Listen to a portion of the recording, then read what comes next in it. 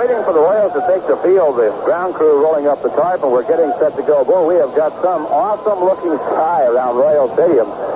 To our left, just towards the west, some patches of light with heavy dark gray clouds mingled in. Off to the right, nothing but dark gray to the east of the ballpark. The wind had been blowing in from the east. It's still at the moment. In our temperature, 89 degrees. The park is full. We see people sitting up on the hill toward the interstate, and we imagine it. Probably we're down to that time of the night where there just isn't much left in the way of tickets for the ball game. Good evening, everybody. Boy, what do you do for an encore after that game last night? It's a tough act to follow. Well, we'll see the second game of this three-game series, and Rick Miller leads off against Marty. Patton making his fourth start, and oddly enough, his third start against the Angels. Marty in his career against California, 14-11, 0-1 this year. Rick Miller, a 267 hitter. The wind in the first pitch of the game, it's a strike. So we're underway. Miller has one home run, 32 RBIs. Rick batting 260 against the Royals.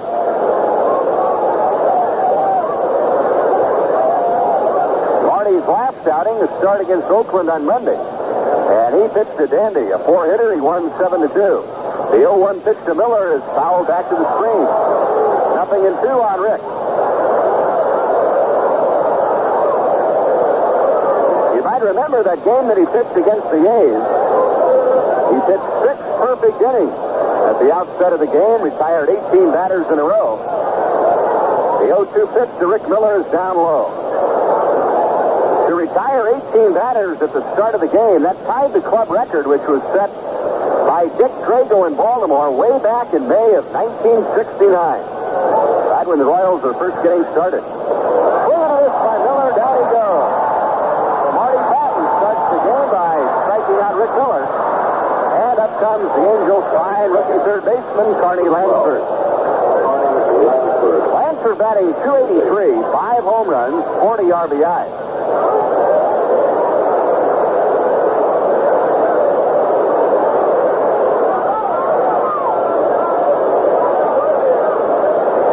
One out, nobody on. Here's the line by Marty in the pitch.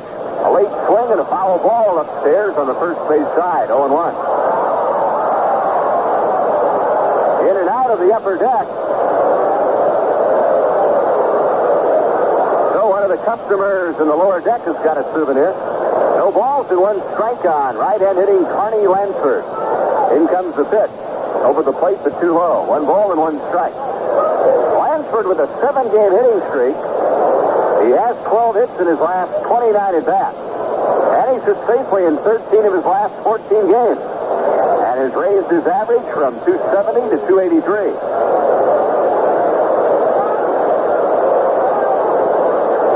One ball and 1 strike on the right-hand batter. Lyman Bostock will be next.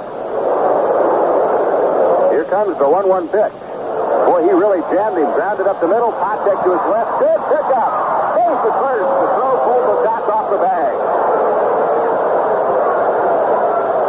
Well, there's the case of Marty Patton making a great pitch. And Lansford managing to make contact and hit the ball right up the middle. He can really run. And Freddie made a magnificent pickup behind second base and a good quick throw, but it pulled the cock off the bag a little bit. It would have been a close play anyway, and Lansford has been credited with an infield hit. Now Lyman Bostock, the right fielder. Bostock at .295, 5 home runs, 69 RBIs. Lansford is definitely a threat to steal. He has 17. Toss to first, he is back.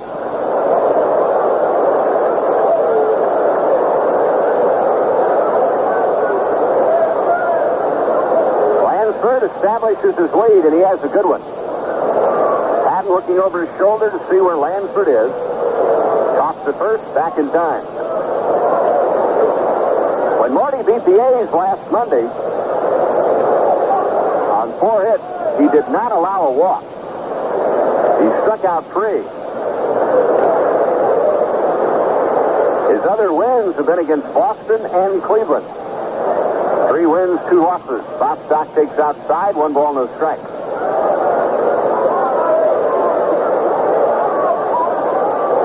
Angels beat Marty Patton here at Royal Stadium in early July, 9-2. And they got rid of Marty in the first inning. You might remember Joe Rudy hit a grand slam home run. Throw to first, Lansford has to dive back in.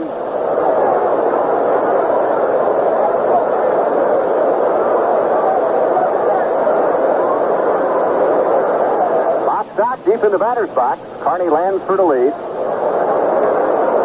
Marty set at the belt. The runner doesn't go, and Bostock takes a strike. It's now 1-1. Patton started against the Angels in Anaheim on the 29th of June. He pitched 6 1/3 innings, allowed just 4 hits and a run. But the Royals were unable to score any runs for him. The Angels won the game 3-1. Marty did not figure in the decision. 1 ball and 1 strike on Lyman Bostock. Don Baylor next. Lansford a big lead. Jaws the throw and slides back on his stomach. Royals with a 4.5 game lead now, 6 in the loss column. That's the largest for the Royals since the 28th of July. They are 18 games over the 500 mark for the first time this year. 1 ball and 1 strike on Lyman Bostock. There goes the runner. The pitch is grounded into left field, base hit. Around second on his way to third is Lansford. So the Angels playing hit and run. Bostock grounding one through shortstop. Up comes Don Baylor, the Angels DH. Don, a .260 hitter with 32 home runs and 86 RBIs. Baylor against the Royals this year, hitting a healthy .360. 18 out of 50, 3 homers, 9 RBIs. And Baylor, a hot hitter, he's pitched safely in 9 of his last 11 games. And in that stretch, he has driven in a dozen. So the Angels' big RBI man up there in an RBI spot. Runners at first and third, 1 away, top half of the first inning.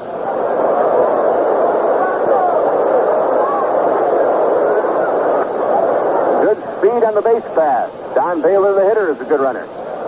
Line shot down the left field line. It is hooking and going foul. And it's 0-1.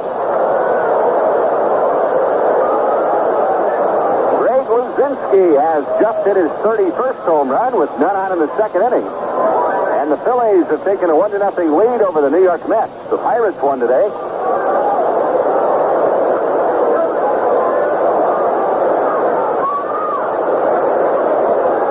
Are only 2.5 games behind Philadelphia. Baylor takes low and outside. 1 ball and 1 strike to Don. Rick Miller, the first hitter, struck out, but Lansford jammed on a fine pitch by Patton, managed to get an infield single. And then Bostock on a hit and run singled into left. 1 ball and 1 strike on Don Baylor. The pitch. Outside, ball 2, 2-1. The infield and the outfield playing Don Baylor to pull the ball. George Brett is extremely deep at third base. 2 balls and 1 strike. Darrell Porter wig-wagging a sign out to Marty. Now the stretch. The pitch to Don Baylor is foul tip. Barely got a piece of it. 2 balls and 2 strikes.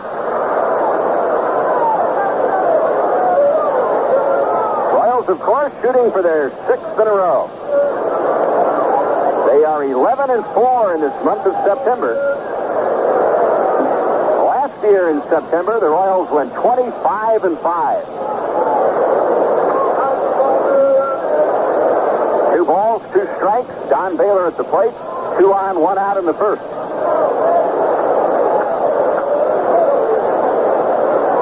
Marty looks in for the sign. To the stretch he goes. The check of the runners. There goes Bostock from first. The pitch low. They throw through. Safe at second base. Frank White can't believe it. He felt that he put the tag on Lyman Bostock, but Jim Evans is saying to Frank, you tagged him up too high on the leg. His foot had already gotten to the bag. And Frank, unhappy, still with his hands on his hip. Frank never will say that much.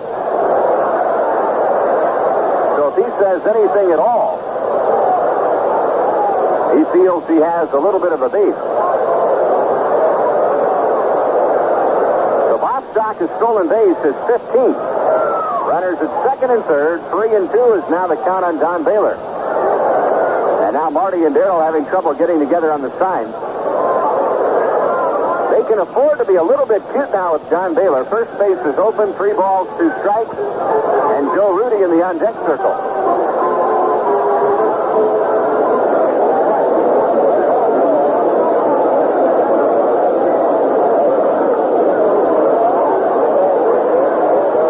Carney Lansford at third base. Wyman Bostock is at second base. 1 out and the Angel first. 3 balls and 2 strikes on right-hand hitting Don Baylor. Marty working off the stretch. In comes the pitch. Slider is hit foul down the right field line, peeling off into the crowd. And the count holds at 3-2. The Royals have won 11 of their last 14 games. They've won 7 straight here at home. They have won 70% of their games here at Royal Stadium. 50 wins, just 21 losses. 3 balls, 2 strikes on Baylor. In comes the pitch. Fly ball, right field. Playable. Cowens toward the corner. Lansford tags at third. Bostock is second. The throw is toward third, and the Angels lead 1-0.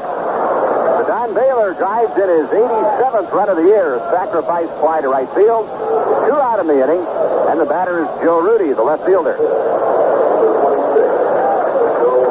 Joe Rudy has a 4-game hitting streak. He has 6 hits in his last 15 at bats. And Joe, since mid-August, August the 17th to be exact, is hitting .324. And he's hit in 22 of 26.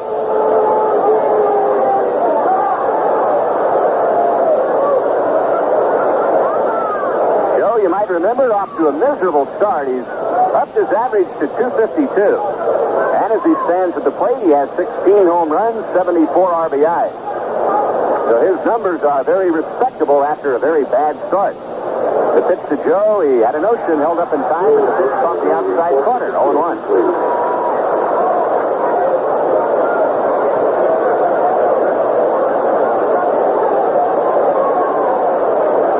And 1 strike on Joe Rudy. Marty, with the runner at third and 2 out, is working from the stretch. In comes the 1-strike change in a tie. 1 ball, 1 strike.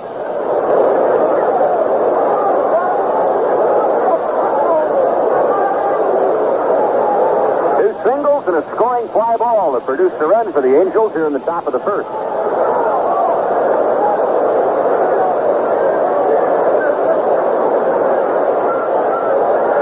Porter sets the target back at the plate. Marty Patton at the belt. The 1-1 pitch. Hit foul and out of play down the right field line. So the count on Joe, 1-2. Tomorrow afternoon, the final game of the year between the Royals and the Angels. It'll be Dennis Leonard against Frank Tanana.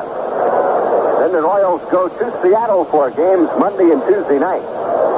Larry Gura goes against Paul Mitchell on Monday night. Paul Splittorff and Rick Honeycutt will pitch on Tuesday night.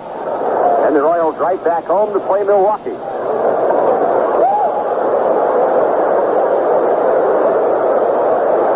1 ball, 2 strikes, the count on Joe Rudy. Marty comes set. In comes the pitch, and it's a foul ball into the seats back of first. The Royals now have 16 games to play, 10 at home, 6 on the road. The Angels have 13 left. 6 at home, 7 on the road. The Angels lead in the season series 8-5. But the Royals have won 3 of 5 contested here at Royal Stadium. 1 ball, 2 strikes on Joe Rudy.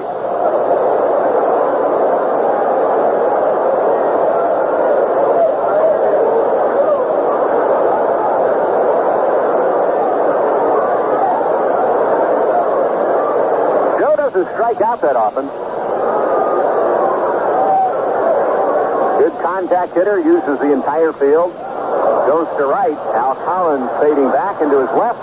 Under the ball now, makes the catch, and that retires the side. The Angels get a run on 2 hits, a scoring 5-0 by Don Baylor, and 1 man left. And after half an inning, Angels 1, Royals coming up. Well, this is a big Saturday in college football, the third weekend of the 78 campaign. Let's have a look at the scores by sections. First in the East, Army defeated Lafayette 24-14. Boston State over Plymouth State 27-14. Bentley 14, Assumption 7. Boston University measured Maine 27-14. Kings Point 14, Albany State 8. Montclair 16, Wagner 6. Rhode Island 27, Northeastern 13. Villanova 25, Massachusetts 21. In the South, California upended Georgia Tech 34-22. Georgia edged past Baylor 16-14. Navy shut out Virginia 32-0. North Carolina State beat East Carolina 14-10.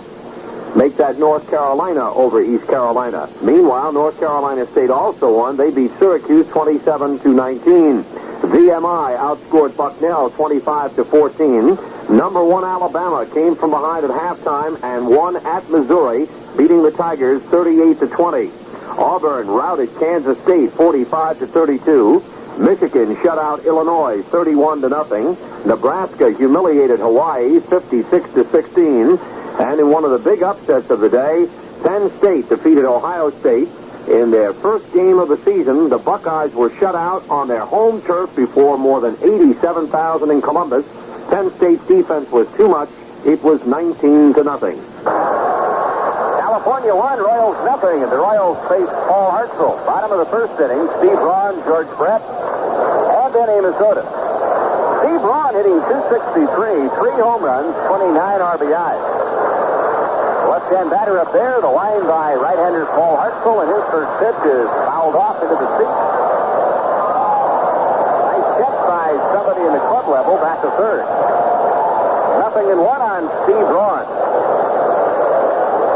Steve has hit safely in 7 of his last 8 games, going 9 for 23. Hartzell is a little bit outside, 1 ball and 1 strike. Since joining the Royals, Steve Braun has hit .286. The 1-1 pitch from Hartzell is lined into left field. It's in for a base hit. Joe Rooney to play it on 1 hop, and he keeps Braun at first.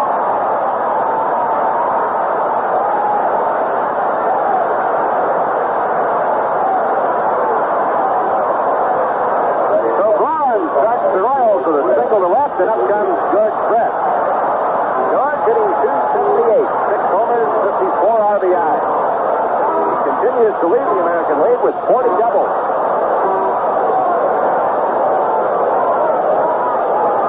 George having quite a time against Angel pitching. He leads all Royal regulars against California with an average of .365, 19 out of 52. Hartzell has the inside edge, 0-1. Brett not so sure, turns and says something to Marty Springstead. George has 1 home run, 3 RBIs, and has scored 8 runs against California. 1 on, nobody out, 1-0 Angels. Bottom of the first. Breaking ball, base hit right field. Braun to second base and holding. Now Braun is out. Steve Braun was hit by the ground ball as he started to go to second base. And the ball, I think, just nicked his heel. I saw it hit something. I wasn't going to say it, but third. He just did get nicked by the ground ball off the bat of George Brett, and of course, if you're hit by a batted ball like that while you're out. Brett is credited with a single, by the way, but Braun is out. So 1 on, 1 out, and the batter Amos Otis. A tough break for the Royals. Amos hitting .294, 22 home runs, 90 RBIs. What a dramatic home run he hit here last night to tie the game. It just electrified Royal Stadium. Brett, a good lead. There he goes. The pitch is strike. Throw to second. Out. Brian Downing to Bob Britt. Brett out trying to steal for only the 6th time all year. with 19 stolen bases. But Downing shot him down. That's two outstanding throws in a row by Downing. He got Frank White in the ninth inning last night. And now he guns down Brett, trying to steal here in the first inning tonight. The pitch to Amos Otis, strike two called, outside corner. Amos with 128 hits, 22 of them home runs. He has hit safely in 15 of his last 16 games.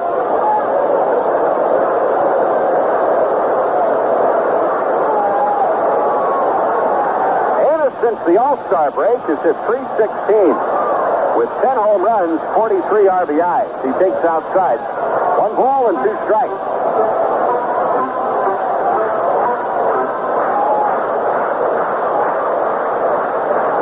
Has hit safely in 5 straight. He awaits the 1-2 pitch, which is up and in. 2 balls and 2 strikes.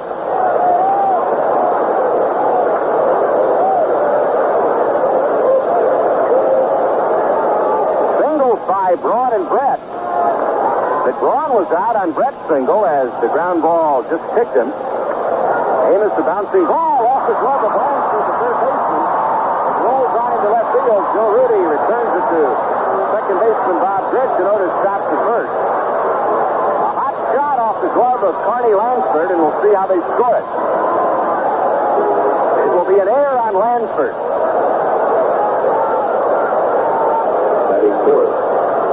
So 2 singles and an error, but 2 out and 1 on. And here's Darrell Porter. Darrell hitting .277, 18 home runs, 75 RBIs.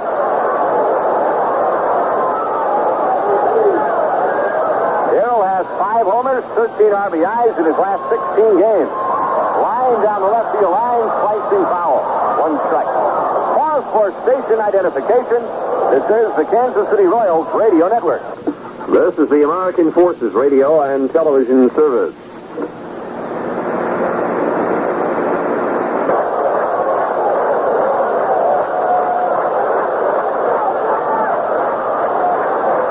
Denny Matthews along with Fred White and producer-engineer Ed Shepard at Royal Stadium. Hartzell throws a changeup outside. 1 ball and 1 strike to Darrell Porter. Amos Otis at first, 2 away, 1-0 California, bottom of the first inning. Hartzell throws to first. Amos Otis is back in time. New York Mets catcher John Stearns has just homered his 15th. He homered in the 5th inning with nobody on, and the Mets and the Phillies are tied 1-1. Darrell takes outside, ball 2, and it's 2-1.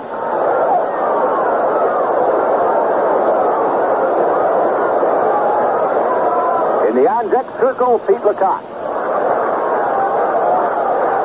Otis draws the throw, back in time. Ron Jackson holding Otis close to the bag. Amos does not have that big a lead, not at the moment. Porter awaiting the 2-1 pitch, which is outside for ball 3.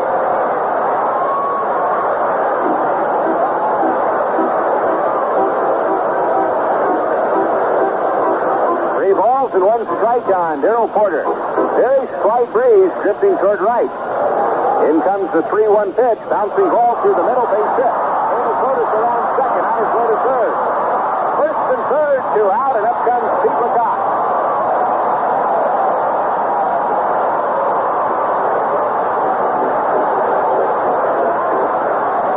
Here's the guy who ended it last night with a ground ball single into left field to drive in the winner. Boy, Hartzell hasn't retired anybody yet. 3 singles and an error. But there are 2 out and 2 on. Pete batting .303 with 5 home runs, 44 RBIs. He's hitting .243 against the California Angels. 9 out of 37. A homer and 5 batted in.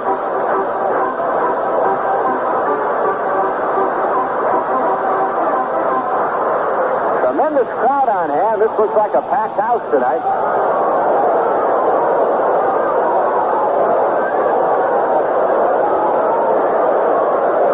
Hartzell getting another baseball from the plate umpire Marty Springstead. Otis coming down the line trying to bother Hartzell. Here's the stretch and the pitch to Pete. Hit hard but foul outside third. No balls and a strike. Pete swinging very late on that pitch. And he's behind Hartzell 0-1. Drexel, 24 years old. Born in Pennsylvania, makes his home in Laguna Beach, California. He takes strike two, and it's 0-2. Hartzell, 6'5", a 200-pounder. So Pete Lecoq up there will have to battle now. He'll have to protect the plate. The 0-2 pitch. Ground ball. Deflecting off the pitcher to the shortstop. Hits the grid for the force out. And that's the inning. So the Royals were not a very lucky team in the bottom of the first inning as they come up with 3 hits and error on the Angels, but no runs and 2 men left. A rather bizarre first inning. And after 1, Angels 1, Royals nothing. Here's how the top 10 fared in college football on Saturday. From the top position, let's run it down. Alabama, number 1, defeated Missouri, number 10. Alabama led 14-0 after 1 quarter and fell behind. Missouri scored 3 straight touchdowns in the second quarter and took a lead at intermission of 20-14, but the second half was all Alabama as they won it with a 24-point explosion, 38-20. Number 2, Oklahoma, had little trouble disposing of West Virginia, scoring at will. They put that game away early with 17 points in the first quarter, and it was never in doubt from that point on. 52-10 was the final. Number 3, Arkansas, is playing Vanderbilt in a night game. There is no score to report. Number 4, Michigan, disposed of Illinois, a shutout for the Wolverines, 31-0. Number 5, Southern California, is playing Oregon in a night game up in the Northwest. A big surprise, number 6, Ohio State, was shut out by number 8, Penn State, on their home field, 19-0. It hasn't happened to Woody Hayes too often. Penn State 19, Ohio State nothing. Number 7, Texas, is playing a night game at Rice down on the Southwest. And the number 9 team in the country, UCLA, is playing Tennessee at Knoxville. Nothing to report there. And, of course, number 10, as we mentioned at the outset, Missouri, the 10th-ranked team in the country, lost to the first-ranked team, Alabama, 38-20. We'll run down all the scores as we get them and all the games being played on Saturday night stateside, and there are quite a few around the country, especially in the South and the far West. Now let's get back to Kansas City. We go to the second inning, 1-0 in favor of the Angels. Ron Jackson, Brian Downing, and Bob Britt in that order. 1 run, 2 hits, and an error for the Angels. No runs, 3 hits, and no errors for the Royals.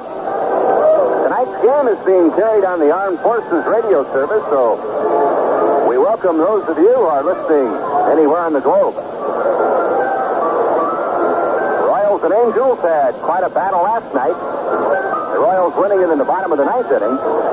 And tonight the Angels got the jump, one in the first, so here we go to the second. Red? Very well, we have a quick second here. Mary Lou Herzog wanted us to pass this along. Off to the Angels. The parents of Mike and Barbara Walsh, we understand, are listening in Munich, Germany. Their parents wanted to be sure and say hello to them tonight. Well, this morning, I guess it's about 4 in the morning there. So, Mike and Barbara, if you're up, your parents want to say hi. Ron Jackson, a .298 hitter. Right-hand batter. Marty Patton's first pitch is outside. Not quite so far away, listening in Independence tonight, is John Haight. Jerry Terrell and many of the players wanted to send their best along to John, who's a great Royal fan. Fly ball, rather deep left. Back goes Steve Braun, and he makes the catch, 1 away. So Ron Jackson is out, and up comes the Angel catcher, Brian Downing. We'd also like to wish happy birthday to Sarah Herschel, who's celebrating her 93rd today. Brian Downing hitting .261, 6 home runs, 41 RBI. Out goes Darrell Porter to chat with the Ducks. The breeze has picked up a little bit, blowing toward right field. We still see lightning in the clouds off to the north of the ballpark. Base is empty, 1 away. Brian Downing at the plate.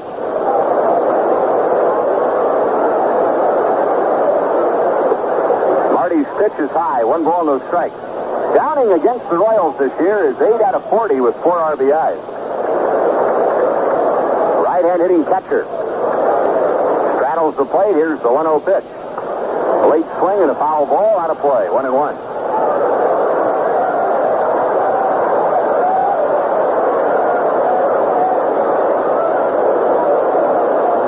Last night went over the 2 million mark in home attendance. The 5th American League franchise in history to accomplish that feat. Here's the 1-1 pitch. Foul ball into the crowd, back to first. 1-2 on Downing. The Royals have enjoyed 4 crowds over 40,000 this year. Got a chance tonight. There have been 22 crowds in excess of 35,000 here at Royal Stadium this year.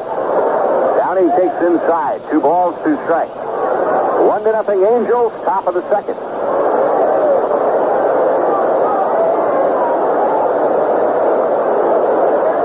Darrell Porter the sign, Marty Patton the pitch. Foul ball off the bat of Downing. Out of play.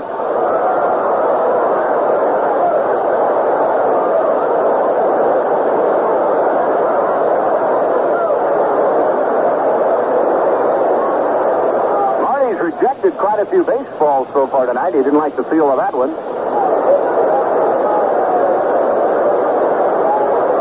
2 balls, 2 strikes.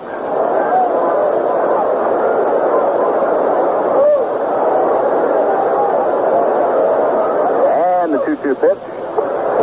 Slider away. 3 balls, 2 strikes.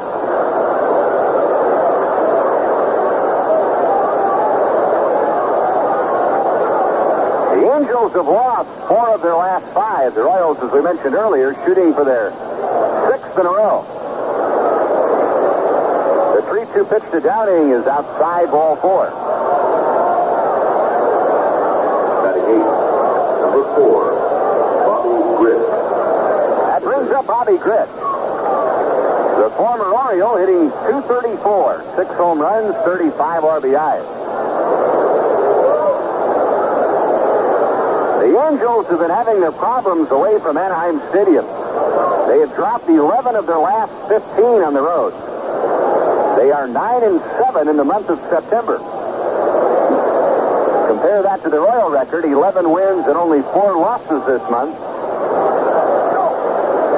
Toss over to first, back in time is Brian Downing. Even though he's a catcher, Downing will steal a base once in a while. Started as an outfielder, and he still runs pretty well.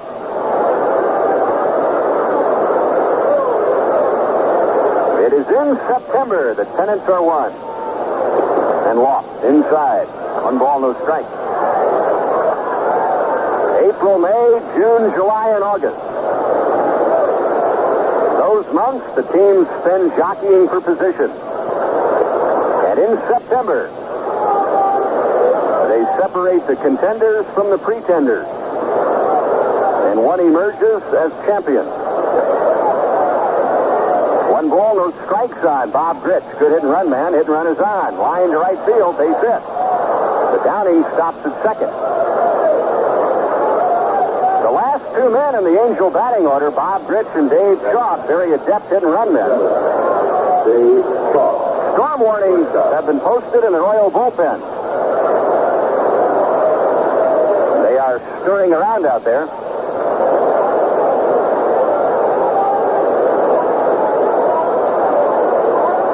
The first chore is to remove the canvas.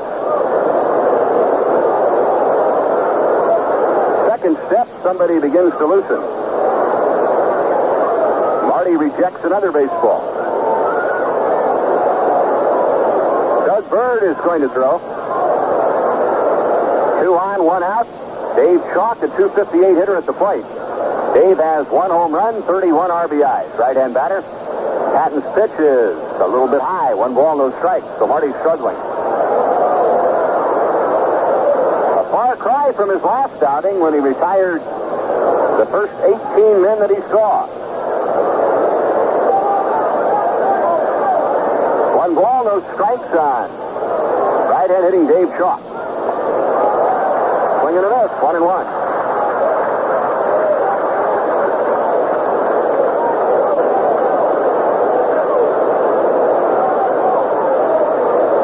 A rather heavy breeze blowing toward right field now. With runners at first and second, the 1-1 pitch is fouled away. 2 strikes and a ball. Many times, When the wind starts blowing from the west-northwest, as it is now, it means that rain is imminent.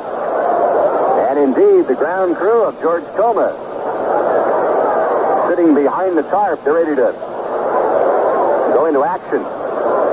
They are poised. A ball, 2 strikes on Chalk.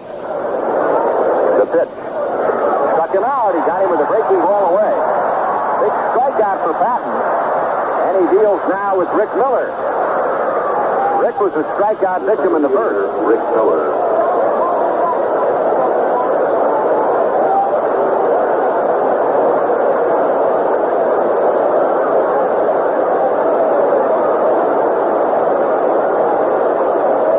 Rick Miller setting himself at the plate.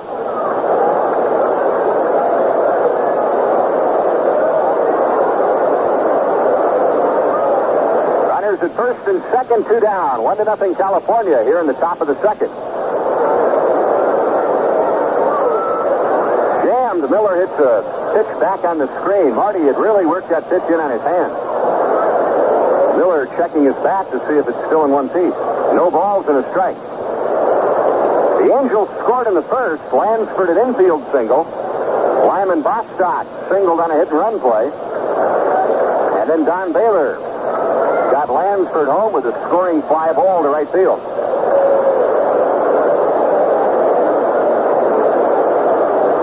No balls, 1 strike on Rick Miller.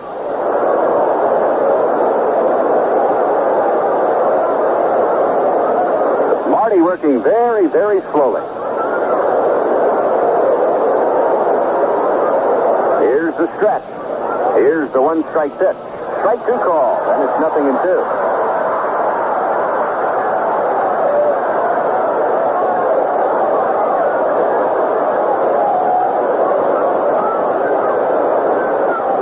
Downing at second, Bob Grich at first, 2 away. No balls, 2 strikes on Rick Miller.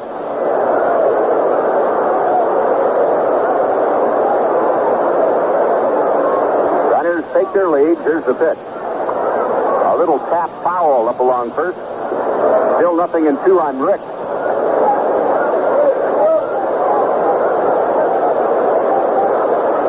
Out of Dodger Stadium tonight, the Braves and the Dodgers. Larry McWilliams, big, tall left-hander, has been a very pleasant surprise for Atlanta. Takes a record of 8-1 into that contest, and his mound opponent is Doug Rao, who has won 14 and lost 8. No balls, 2 strikes on Rick Miller. Fastball outside. Texas got 3 in the bottom of the first inning against the A's. The Rangers 3, the A's 0 after 1 in Arlington. The Phillies and the Mets are tied 1-1. They've played 5.5 in Philadelphia.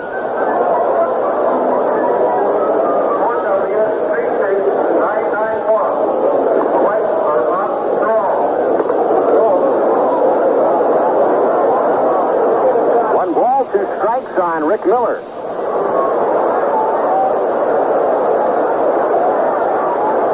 Marty Patton ready. Marty Patton pitches. Marty Patton throws high. 2 balls, 2 strikes. Darrell out in front of the plate, trying to nurse him through this inning. Says something to Marty, fires the ball back to his pitcher. 2-2, 2 on, 2 out, 1-0 California's second inning.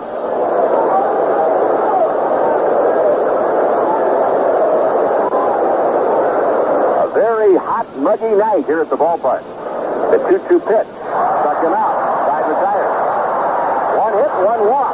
2 left. We go to the bottom of the second. Angels 1, Royals 0.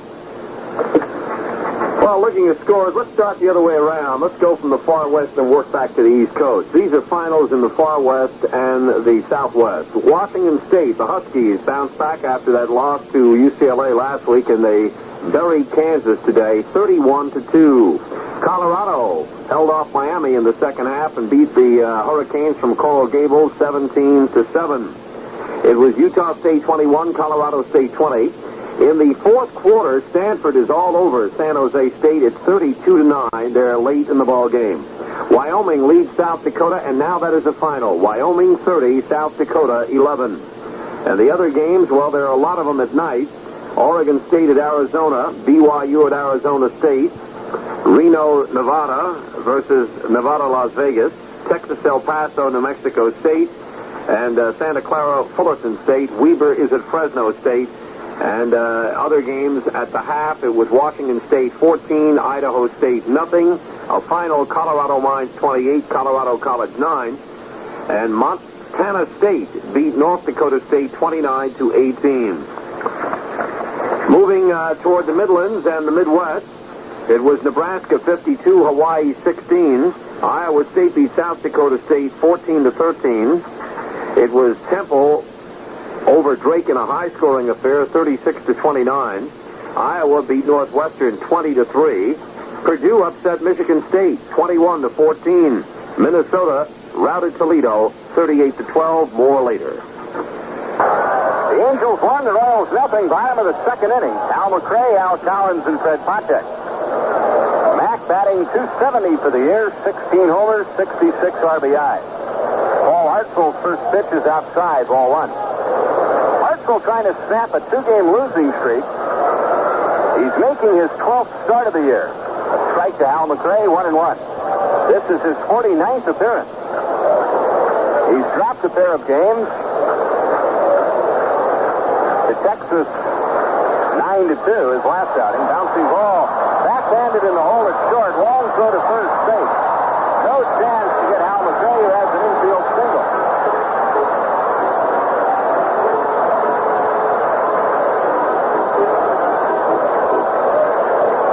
Base hit number 156 for Al McRae.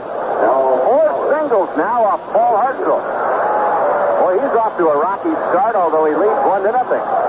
Here's Al Collins batting .280 with 5 homers and 60 RBIs. Al in his last 6 games, 6 out of 20.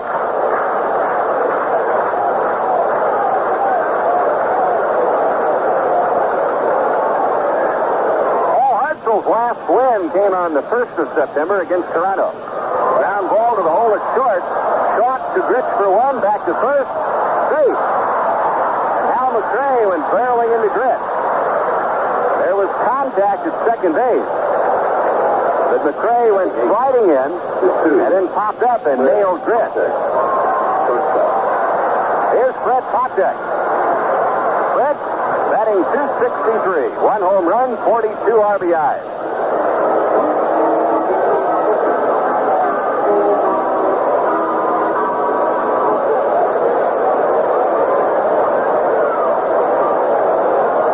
First, 1 down. 1-0 California here in the bottom of the second. The pitch to Patek is a strike on the outside corner. Baltimore 4, Toronto 1 after 5 innings in Baltimore. No balls, 1 strike on Patek. Hartzell tosses one over to first. Al Collins back in time.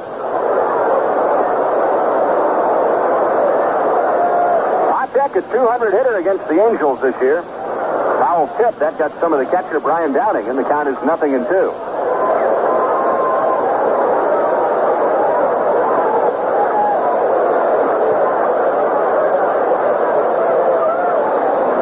One run on 3 hits for the Angels, no runs, 4 hits for the Royals.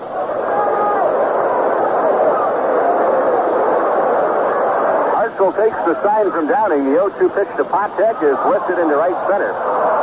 Moving over for it is Lyman Bostock, and he makes the catch. That's the second out of the inning, and brings up Frank White, who's hitting .273. Frank has 40 RBIs and 4 home runs.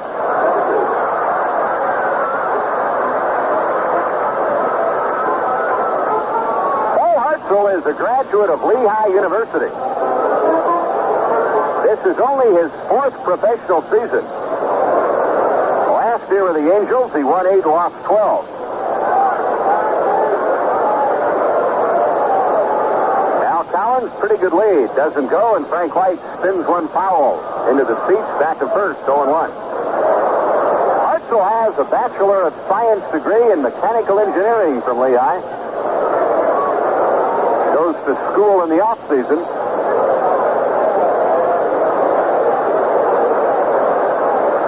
Strike pitch to Frank White is belted to deep left field. Back goes Lee.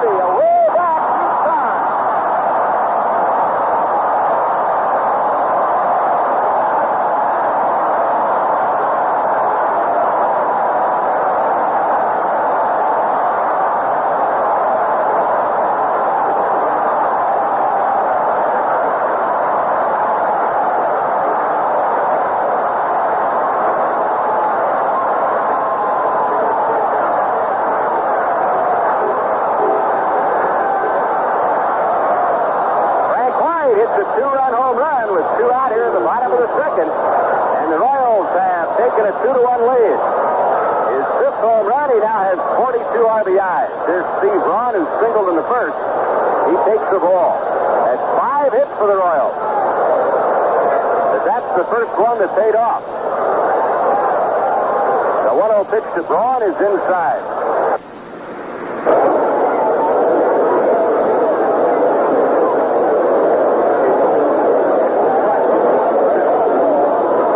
Time called. Braun has stepped out.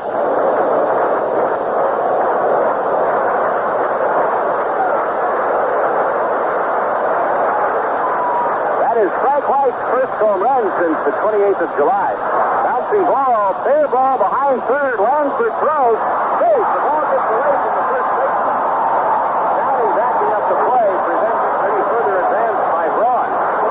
It'll be a base hit. That's a half a dozen hits now.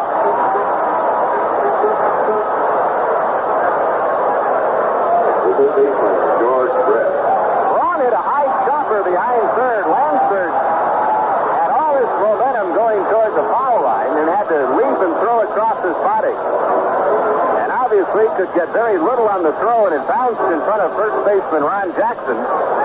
He tried to scoop it up, but missed connection. The ball rolled behind him, but Downing was backing up the play. And now Jim Fregosi walking slowly toward the mound. Hartzell has not been that much of a mystery. The Royals in the first inning collected 3 singles. The Angels made an error, but the Royals came up empty. Now here in the second, a single by Hal McRae. And with 2 out, a 2-run home run by Frank White. It made the bullpen in left field. And now on the heels of Frank's home run, an infield single by Steve Braun. 2 runs on 6 hits for the Royals. And the batter, George Brett. George singled in the first inning. Right-hander Dave Croft throwing in the California bullpen.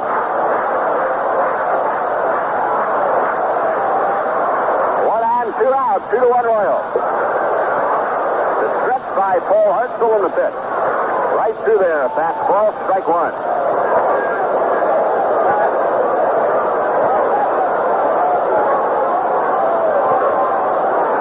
Steve Braun, a cautious lead at first. George takes just off the outside corner, and the count is 1-1. We haven't yet played 2 full innings.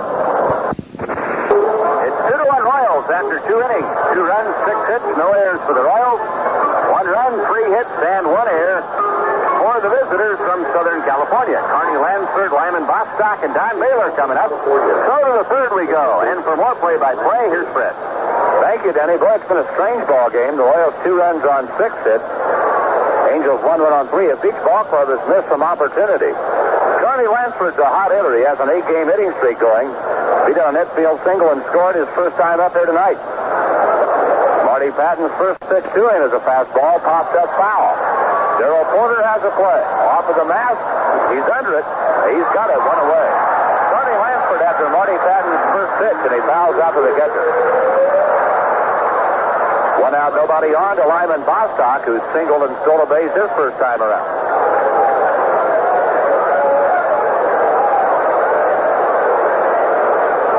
Bad news concerning Jim Gilliam, the Dodger coach, longtime Dodger star. He's in very critical condition tonight in the hospital in Los Angeles. He has undergone surgery after suffering a cerebral hemorrhage and listed very critical. We're very sorry to hear that. Pitch to Bostock. He was showing bunt, took a pitch for a ball, ball 1. Lyman hitting .296. 16 for 50 against the Royals. So he's been tough on the Royals, too. Strike called, and it's 1-1. A breaking ball from Marty Patton. Bostock, a left-handed batter.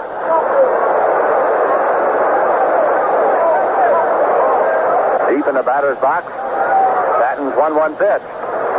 Off-speed breaking ball fouled off into the Royal dugout. 1-2 the count.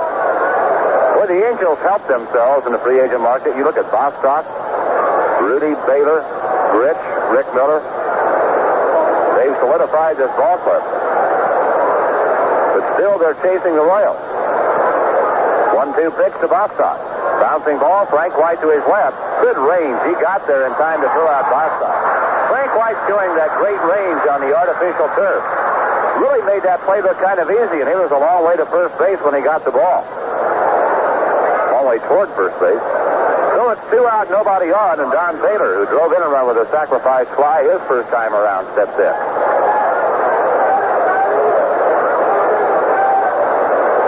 They list Baylor 6'1", 195, and I'm going to bet he's bigger than that. Pitch to him. Lined hard to center field. Back goes Amos Otis. He reaches out and makes the catch. Oh, Baylor hit a trolley wire to deep center field, and Otis got back to pick it off. The inning's over. The Angels down in order. We go to the bottom of the third. The Royals 2 and the Angels 1. In the South on Saturday, more college football scores. It was Georgia over Baylor, 16-14. California defeated Georgia Tech handily, 34-22. North Carolina over East Carolina, 14-10. Appalachian State over Marshall, 28-7. First quarter, Indiana and LSU, a night game at Baton Rouge. There is no score. Southern Louisiana and Cincinnati, a night game, no score. Pittsburgh at Tulane, we have nothing to report yet. That game at New Orleans. North Carolina State defeated Syracuse in an afternoon contest, 27-19. At the end of the first quarter tonight, Oklahoma State is leading Florida State 6-0. That game being played down in Oklahoma. SMU playing at Florida tonight. That game in Orlando. The Gators are trailing the Mustangs. SMU leads 7-3 at the quarter. Maryland and Louisville underway out in Kentucky, a night game, and there is no score to report in the first quarter. At the end of the first period, Memphis State 7, Houston nothing. That's also a night game. Tennessee, Chattanooga, and Louisiana Tech. And a first quarter score, somewhat of a surprise, South Carolina, although they are awful tough on their home turf down in Dixie. South Carolina leads Kentucky at the quarter 6-0. That game being played down in Columbia. A final score in the biggest of the day thus far, Clemson annihilated the Citadel 58-3, and West Virginia State over West Virginia Wesleyan 24-19. Bottom of the third, 2-1. The Royals lead the California Angels. This afternoon, the Yankees beat the Red Sox 3-2. They lead them by 3.5 games in the American League East now. Detroit over Cleveland 10-4. Baltimore leading Toronto 4-1 after 5 tonight. We're set. Amos Otis leading off. Hartzell's first pitch. High fly ball, center field, and playable. Rick Miller underneath the waiting. He's got it. 1 away. Otis after the first pitch out on a fly ball to center. And we'll pause 10 seconds for station identification. This is the Kansas City Royals Baseball Network. American Forces Radio and Television Service.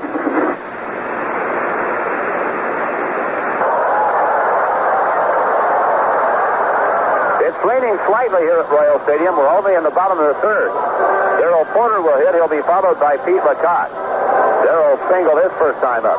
Other American League scores after 3, Minnesota 3, Milwaukee nothing. Bottom of the third, Texas 3, Oakland nothing. And Chicago at Seattle later tonight. Run down the National League for you when we get a chance. Hartzell Porter. Ball low, ball 1. Again, the Yankees with a 3.5 game lead over the Boston Red Sox. Milwaukee 5.5 back. Baltimore 8. The pitch to Porter. Breaking ball for a strike on the outside corner, 1-1. Darrell hitting .277 with 18 home runs. 1-1 pitch from Hartzell. Line in right field at the base hit. Bostock over to cut it off, and Porter's going to hold it first with a single, and the Royals have their 7th hit. Here comes Pete LaCotte.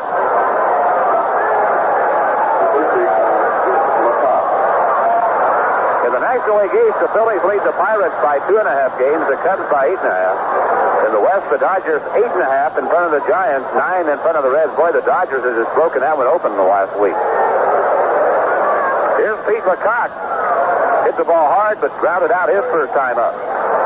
Porter at first with 1 out. Hartzell's first pitch to Pete. Popped up.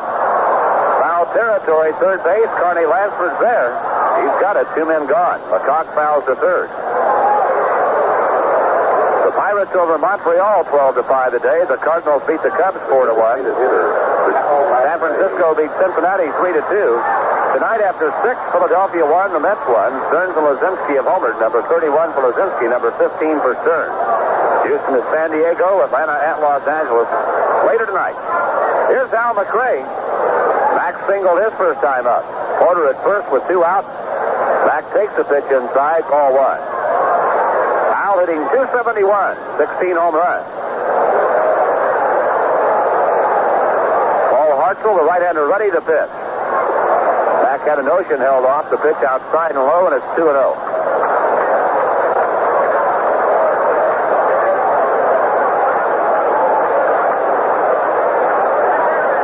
Hartzell off the stretch. Pitch again. Howell puts one down the right field line. It is twisting and foul.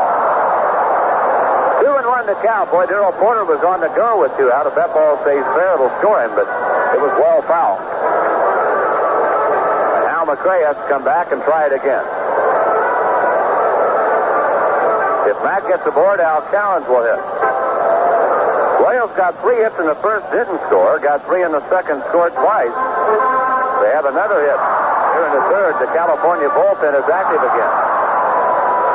So Paul Hartzell hasn't been a mystery, but the Royals haven't been able to get the runs across on him.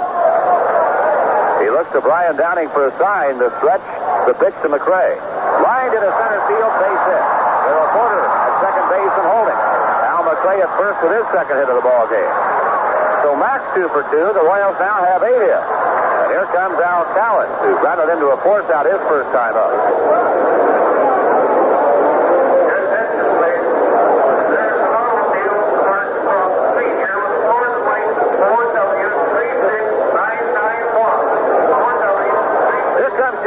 That could well do it for Hartzell. That's going to do it for Hartzell, in fact. Jim Fagosi's going to change pitchers here. So the Royals not able to get to Hartzell in the run department before he leaves. He gave up 8 hits in 2 2/3 innings. And here's the situation. 2 out in the bottom of the third. The Royals have runners at first and second.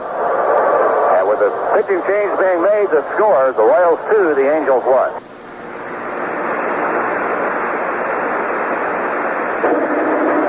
More scores for you now.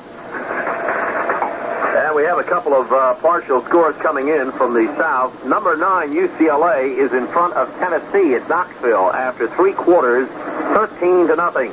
First quarter, Texas leading Rice 7-0, but we're checking on that one. Seems to be some wire trouble. Nothing to report yet on number 5, USC at Oregon. They'll be getting underway in a little while. Vanderbilt at Arkansas, that game a night contest. Number 3, Arkansas.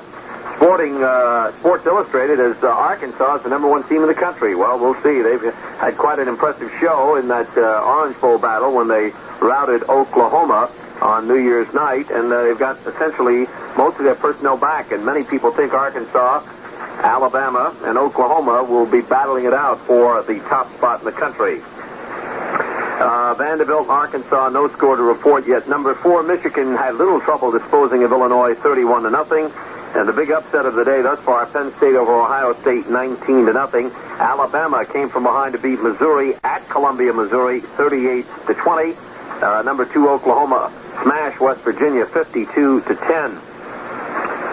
Other scores in the Midwest, Johns Hopkins over Susquehanna 30-0.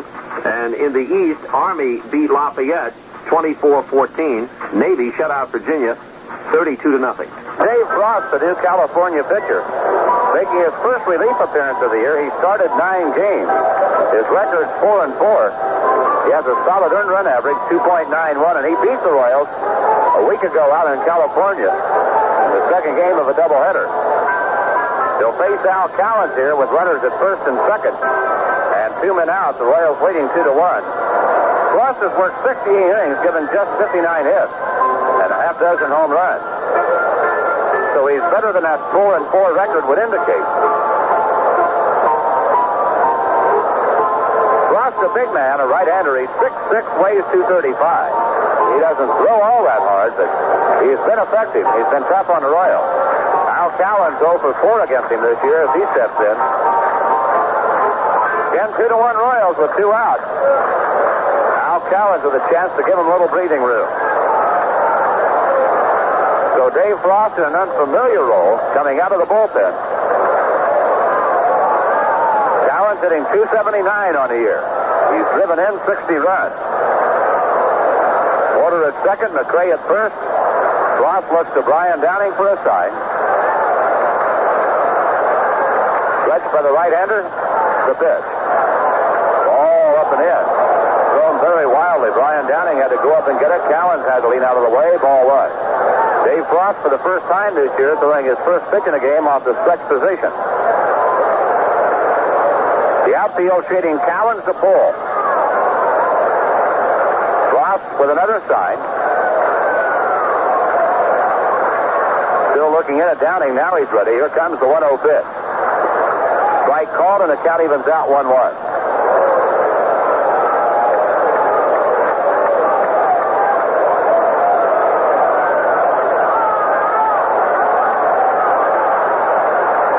Taking his time. Now he checks in with Downing. Stretched by the right-hander, 1-1 pitch. Breaking ball missed inside. The count 2-1 on Cowens. The wind at the moment blowing a little bit toward left. Been shifting all around here tonight. It would help Cowens a little. Now the stretch, 2-1 pitch. Lined in the left field, but he might have hit it too hard. He did. Joe Rudy right there, and he picked it off. Cowens hit a bullet, but right at Joe Rudy, and the inning's over. So the Royals miss another opportunity. No runs, 2 hits. 2 left. The Royals are stranded 5, and after 3, it's the Royals 2, the Angels 1. Continuing our scores in college football in the East on Saturday, as we said, Army defeated Lafayette 24-14. Navy shut out Virginia 32-0. Holy Cross defeated Colgate 27-14. William and Mary upended Connecticut 27-3.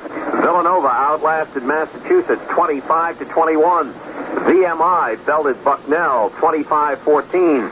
The Air Force Academy in a night game, we're checking to see if this is a final score. It may be a partial, but the Wire had a final score, but we'll double check it to make sure. The last score we had at the third quarter was Air Force 3, Boston College 0. CW Post over East Stroudsburg, a final, 21-13. Brockport beat Alfred 14-6. Kings Point over Albany State, 14-8. Carnegie Mellon shut out Ohio Wesleyan 14-0. Boston measured Maine 27-14. Norwich over Worcester 27-7. Delaware annihilated Westchester State 56-0.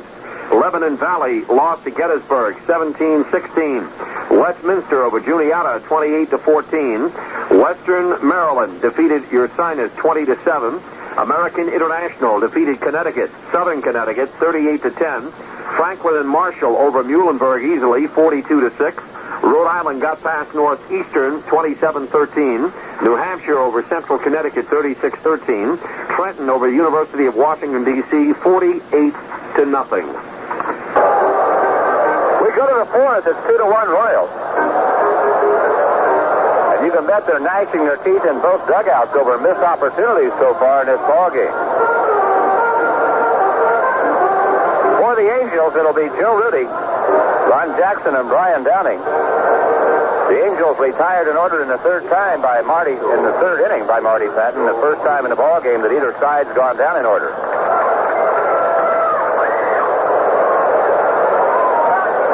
Royals have had 10 base runners in 3 innings, but they only lead 2-1.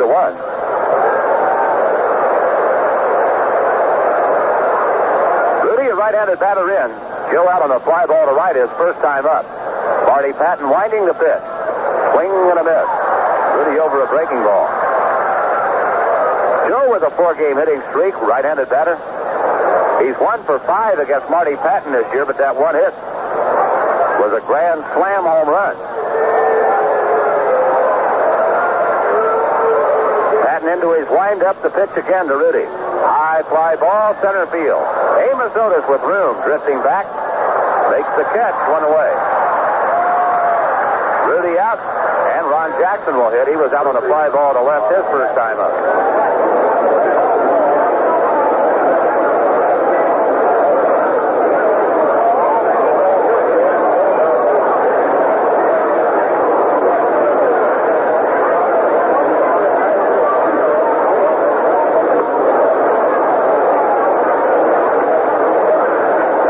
To Ron Jackson, he fouls it back out of play. 1 strike to the right-handed hitter. Jackson, stockily built. They've got some big guys in this ball club. Jackson, 6 feet tall, weighs 205, hitting .297 with 5 home runs. He was among the American League leaders for a long time early this year in the batting average department. Ground ball to Patek. Brenny's got it. Throw on target. 2 men gone. Jackson out short. The first 2 out. Nobody on. So Brian Downing and Marty Patton, after surviving a rocky first 2 innings, has come back. He's now retired 7 in a row.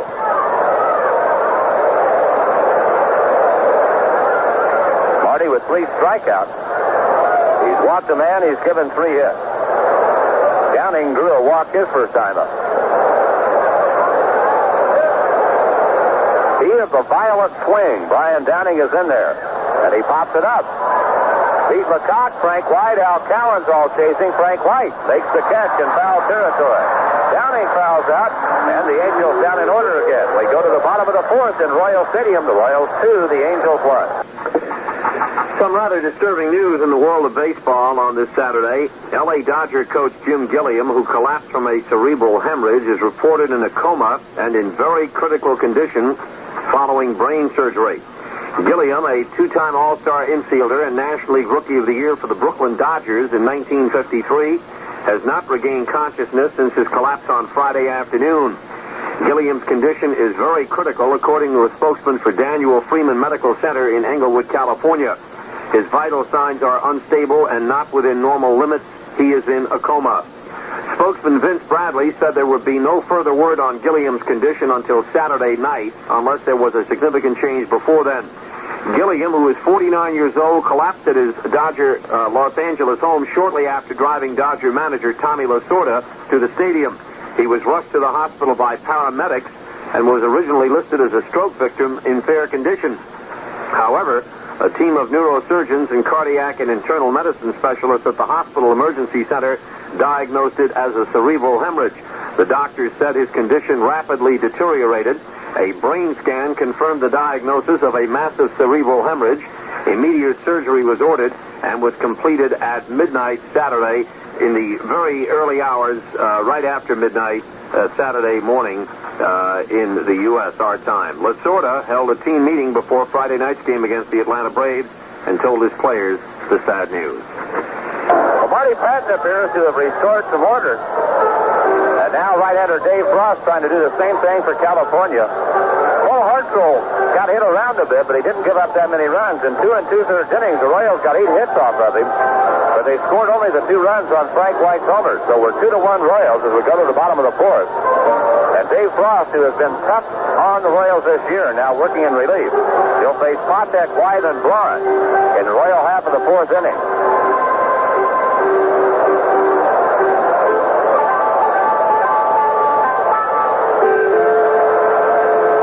Frost, the big guy, 6'6", 235.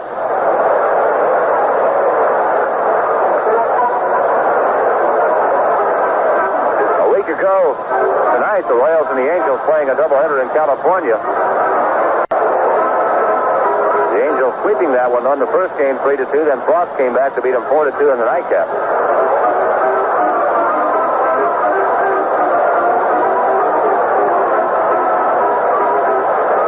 A different kind of a week. Then the Angels went to Texas, lost 3 ball games. Leading off for the Royals. Meanwhile, the Royals were sweeping Oakland in 4. Then last night, the Royals defeating the Angels 3-2, beating Nolan Ryan. And the Royals at the moment in front by 4.5 games and 6 in the loss column. And leading here tonight, although it's tight, 2-1. This is not an official ball game. We mention that because of the rain that's spurting around the area. It hasn't really struck here. The Angels have to bat in the 5th before it is. Patek out on a fly ball to right, his first time up, leading off. Takes the pitch high. Talk about a contrast. Dave Frost 6'6", Fred Patek 5'4.5". Fred 1 for 3 against the right-hander this year. Frost into his windup, the pitch. Ball 2 is high.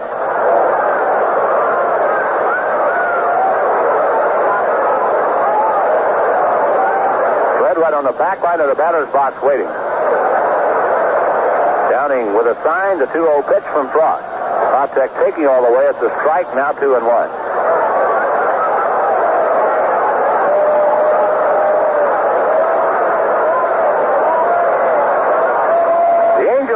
Patek well. He's 6 for 31 against him.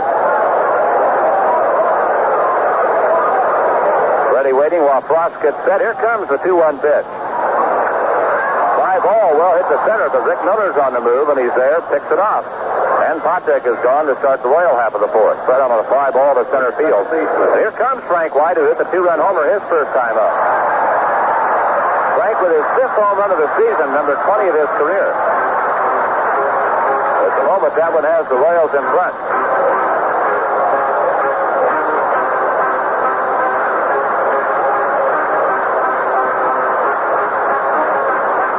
Like a lot of the Royals, he's had his problems with Frost. He's 2 for 10 against him.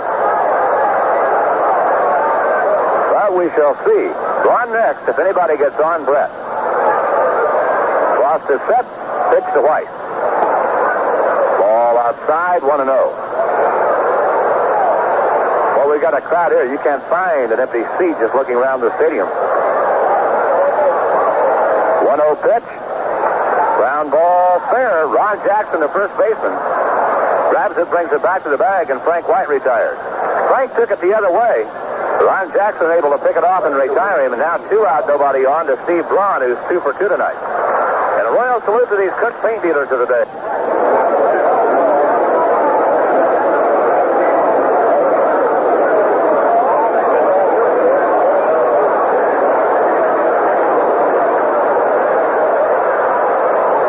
Braun, a left-handed batter in. They shade him the opposite way, give him room in right center.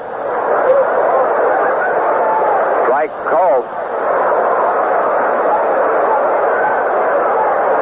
Joe Rudy in left is closer to the line than Lyman Bostock is in right. The pitch, breaking ball, off-speed pitch, misses, 1-1. Braun with a good eye. He'll make you throw a strike. He's done a good job in the leadoff spot for the Royals. His on-base percentage has been excellent. Frost checks in. Here comes the 1-1 pitch. Dr. J. All low, 2-1. For your answering service, please. Brett waiting in the on-deck circle, hopeful of hitting here in the fourth. 2-1 Royals, 2 out, nobody on.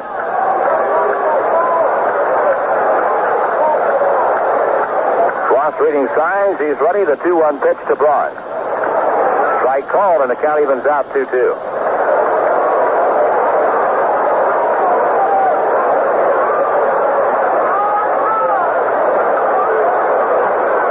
Frost wants to go to the Rosenbach. Muggy here. With the threat of rain, admitted he's up. Pitch to Braun, off speed pitch. Misses. Full count, 3-2.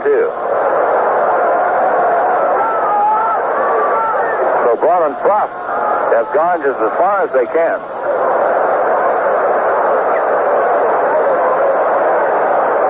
Frost is set. Here comes the 3-2 pitch. Him up. Shallow left center field. Joe Rudy and Rick Miller are there. Miller, the center fielder, makes the catch, and the Royals are down in order for the first time tonight. After 4, Royals 2, the Angels 1.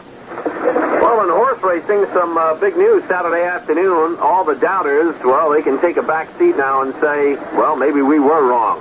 Seattle Slew, the 1977 Triple Crown winner, took an early lead and never slowed to win the $300,000 Marlboro Cup at Belmont Park in New York. It was the first time in the history of thoroughbred horse racing that 2 Triple Crown winners had faced each other. Affirm, the favorite, this year's Triple Crown winner, finished game second, but 4 lengths back.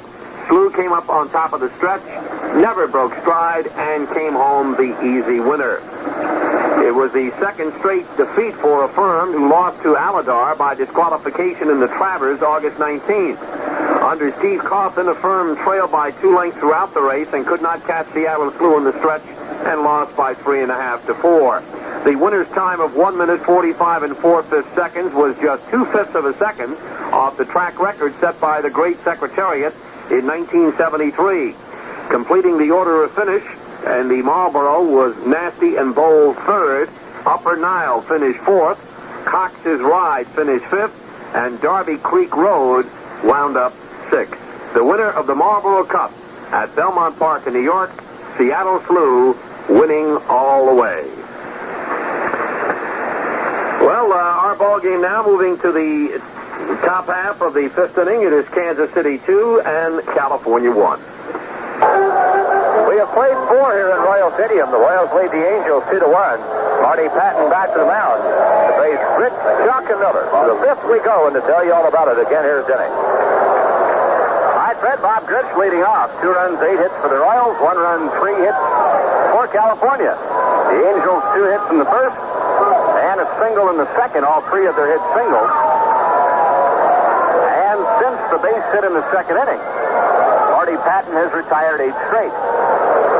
Bob Gritch has 1 of the 3 hits. He's singled against Marty. And Gritch takes outside. 1 ball, no strike.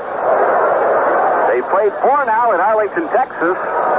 And the Rangers are leading the A's 3-0. Here's the 1-0 pitch. Fly ball into center field. Amos Otis to his right. And he makes the catch. That's 1 away. The shortstop, Dave Chalk.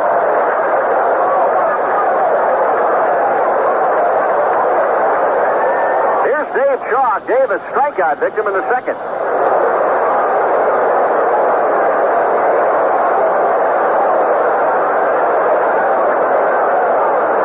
Marty Patton looking in for the sign. Here's the line in the pitch. Foul ball back into the crowd, 0-1.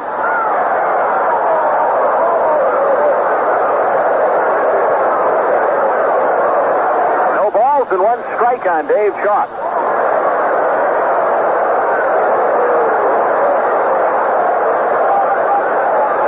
Royals leading by 1. We're in the top of the fifth.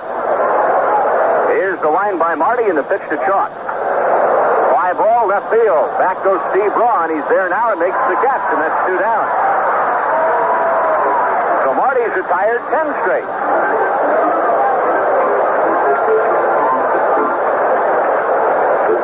Here's Rick Miller. Rick is strikeout victim twice.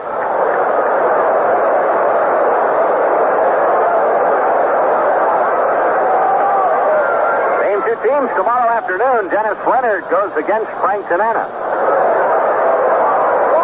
Monday and Tuesday nights, the Royals will be in Seattle. Rick Miller takes a fastball for a strike. They have played 8 innings in Philadelphia. The Mets won, the Phillies won. Luzinski, a home run for Philadelphia. Stearns has homered for the Mets. No balls, 1 strike on left-hand hitting Rick Miller. Fastball grounded to Pete LeCoq. Marty Patton covers first, takes the throw, and Rick Miller is out. So are the Angels in the top of the fifth. We move to the bottom of the fifth. It remains Royals 2, California 1. In golf, Ben Crenshaw has a 1-stroke lead after 3 rounds of the $200,000 Texas Open at San Antonio. The young Texan, who led after the second round, got off to a poor start Saturday, but then salvaged an even par 70 for a 54-hole total of 198. That is 12 under par and a 1-stroke lead over Lee Trevino and veteran Leonard Thompson. Crenshaw carded 2 bogeys and a double bogey in his first 7 holes, but then he rallied, birdied 3 of the last 5 for his 198 going into Sunday's final round. And Donna Capone Young has a 3-stroke lead over Nancy Lopez after 3 rounds of the $100,000 Women's Classic in Alamo, California. This Young, trying for her first tournament title in 2 years, shot a 5 under par 68 in Saturday's round for a 54-hole total of 211, 8 under. Miss Lopez, who has won 8 titles and a record $157,000 this year, carded a 4 under par 69 and now has a 3-round total of 214. She birdied the last 3 holes on Saturday. Tied for third at 215 are defending champion James Blaylock, South Africa's Sally Little, and Jan Stevenson of Australia. Our ball game moving to the bottom half of the fifth inning. It's Kansas City leading on Frank White's homer by a score of 2-1 as we play in the bottom of inning number 5. Now let's get back to Fred White and Denny Matthews at KC Stadium. Before the Royals bat in the bottom of the fifth, let's pause for station identification. This is the Kansas City Royals Radio Network. This is the American Forces Radio and Television Service.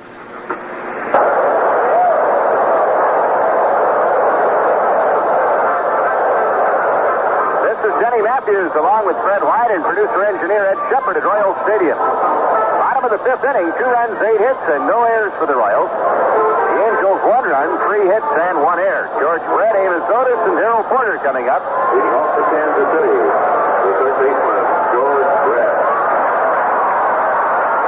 George tonight is singled and flied to deep left field.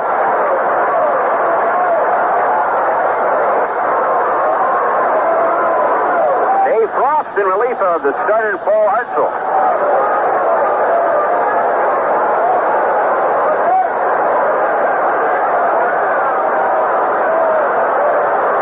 Taps the bat on the plate, awaits the pitch from Frost, and goes after the first pitch. Sends a foul ball into the crowd down the left field line. No balls and 1 strike. The paid attendance here tonight, 40,237. So the Royals have had 5 crowds in excess of 40,000 this year. George, after that foul ball thrown by Frost, he's way out in front. He missed, and it's 0-2.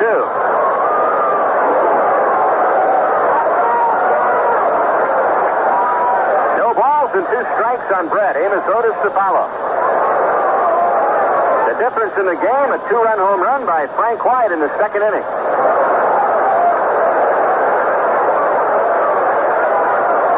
No balls, 2 strikes on George. Here's the pitch. Fastball is high. 1 ball, 2 strikes. Frost can throw hard.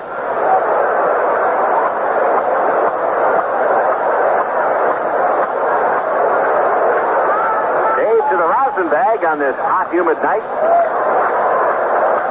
Now the wind picking up again. Here's the 1-2 pitch. Foul ball spinning into the crowd down the left field line. Still 1-2 on George.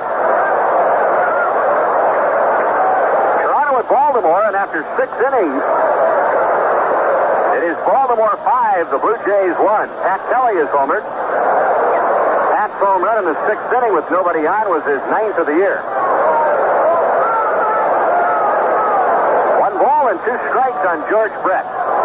Royals have out hit the Angels 8-3. Frost pitches. Line drive to the second baseman.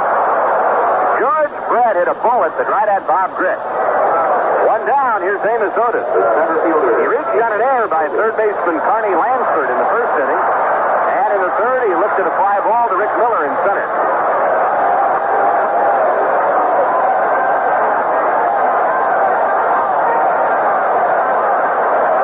Frost, since replacing Hartzell, has faced 5 and retired 5. Although 2 of the Royals have hit the ball sharply.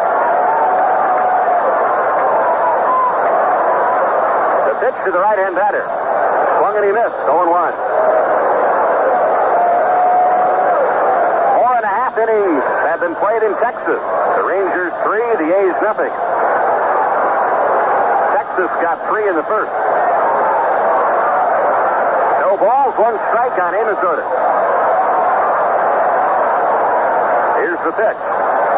Outside corner, a fastball. It's 0-2. In San Diego tonight, Houston and the Padres. Vern Ruel 2-2 for the Astros. Gaylord Perry, 18-6 for the Padres. The 2-strike pitch. A little tap up along third. Tough play for Lansford. Throws on the run. Wild throw. And that almost got a couple of members of George Thomas' ground crew. They're sitting behind the tarp on the far end of the Royal dugout. And it's a good thing they're young, nimble, and quick. Because Lansford really cut one loose. No further advance by Otis. The ball deflecting off the wall back at first base. And right back toward the Angel defenders. It's a base hit for Amos Otis. And here's Darrell Porter.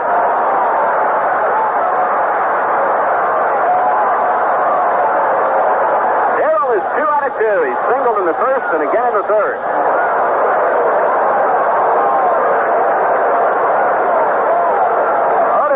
Sits safely in 6 straight games. He takes the lead. Frost has a pretty good move to first. Darrell hits one to right field. Bostock fading back. He's there to make the catch, and Otis back to first. He's there with 2 down, and the batter is Pete Lecoq. Pete rolled into force play in the first, fouled out to the third baseman in the third.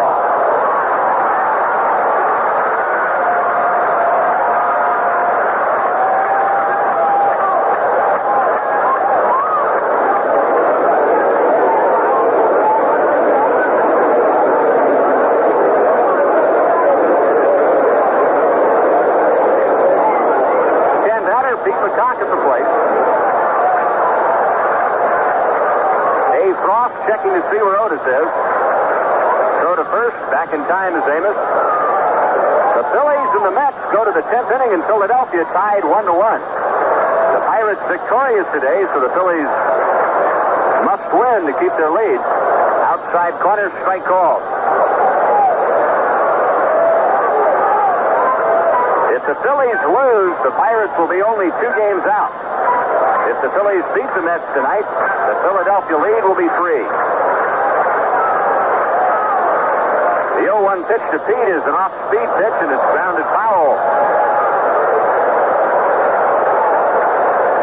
This ground ball foul over in the direction of the ground crew.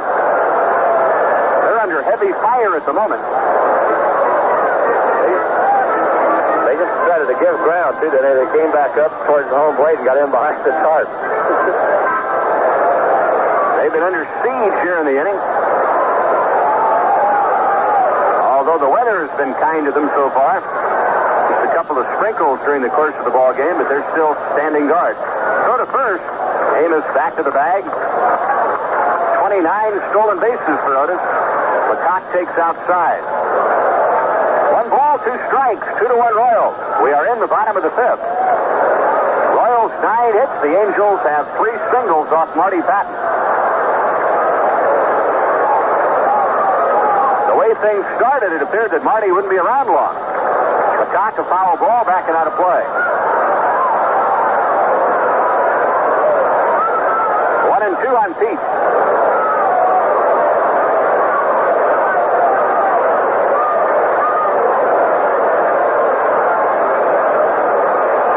Otis, with 29 stolen bases, has been caught stealing just 7 times.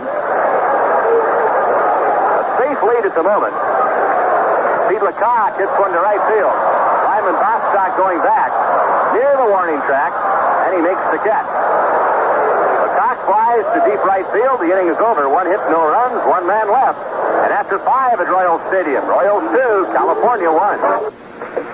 Well, Top Rank Incorporated President Bob Arum said Saturday that he would like to bring future heavyweight championship fights to the Louisiana Superdome, but he made it emphatic he will never again deal with the same local promoters.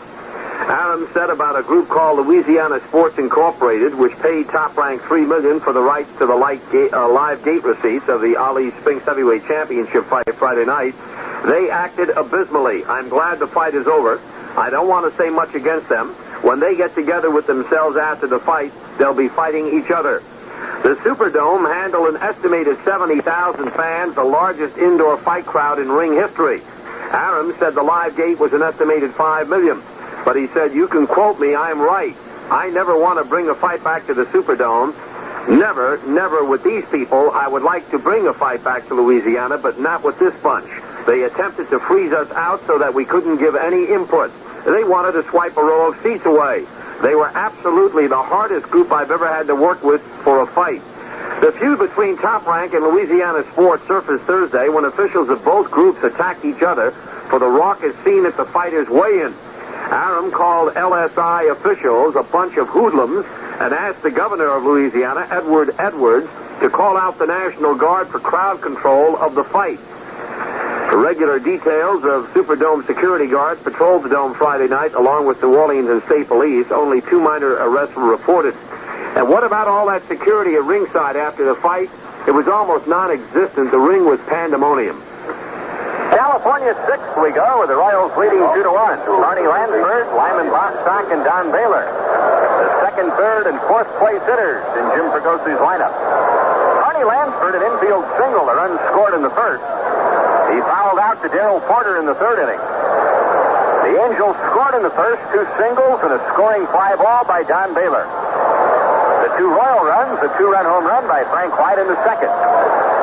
Breaking ball for a strike, 0-1 to Carney Lansford. Patton has retired 11 straight since the single by Gritch back in the second inning. Breaking stuff off the corner. 1 ball and 1 strike to Lansford. Lansford now has hit safely in 8 straight games. Royals are shading him to pull the ball. Fastball is outside.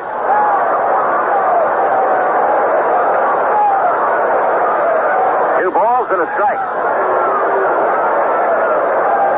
This is the second game of this 3-game series. Foul ball out of play. 2 balls, 2 strikes.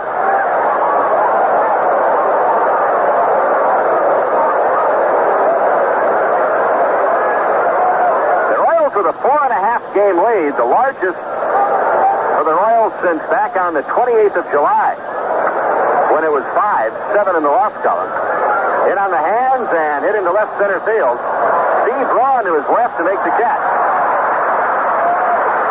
Back in the first inning, Marty Patton jammed Lansford, but he managed to roll it by the mound behind second, and Patek was unable to throw him out. He picked up an infield single, then came around to score. He jams him here in the 6th and gets a fly ball into left center. So one away, and here's Bostock, who singled and swiped a base in the first inning. Grounded out to Frank White in the 3rd. The left-hand batter, fastball outside. 1 ball, no strike.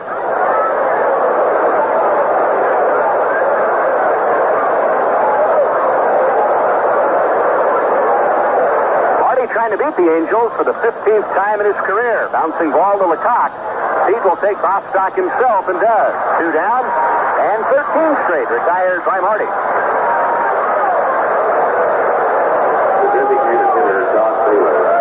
Now Don Baylor drove in a run with a sacrifice fly to right in the 1st. And then hit a line drive to deep center field, which was hauled down by Amos Otis for the 3rd out in the 3rd inning. 2-1 Royals, top of the 6th. Boy, quite a pitching matchup tomorrow. Dennis Leonard and Frank Tanana. Both are 17-game winners. Like to see you here, game time 1:30. Don Baylor gets a breaking ball and fouls it back, and what a cut he had. 0-1 on Don Baylor, who was trying to tie this thing up with that one swing.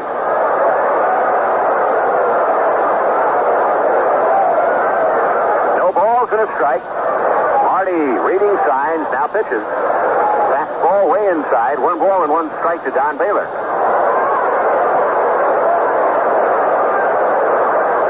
Better than 40,000 looking on here tonight. Here's a 1-1 pitch. Same pitch in the same spot. A fastball inside. 2-1.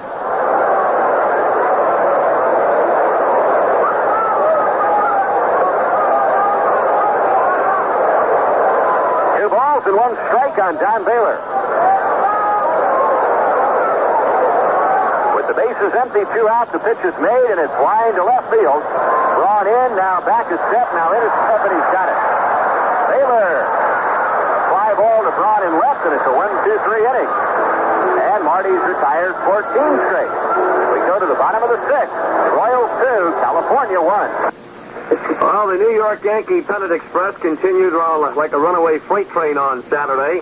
Thurman Munson's sacrifice fly was 1 out in the 9th inning. Scored Mickey Rivers from 3rd base with the winning run to lift the Yankees to a 3-2 win over the Boston Red Sox and move the defending world champions 3.5 games in front in the American League Eastern Division race.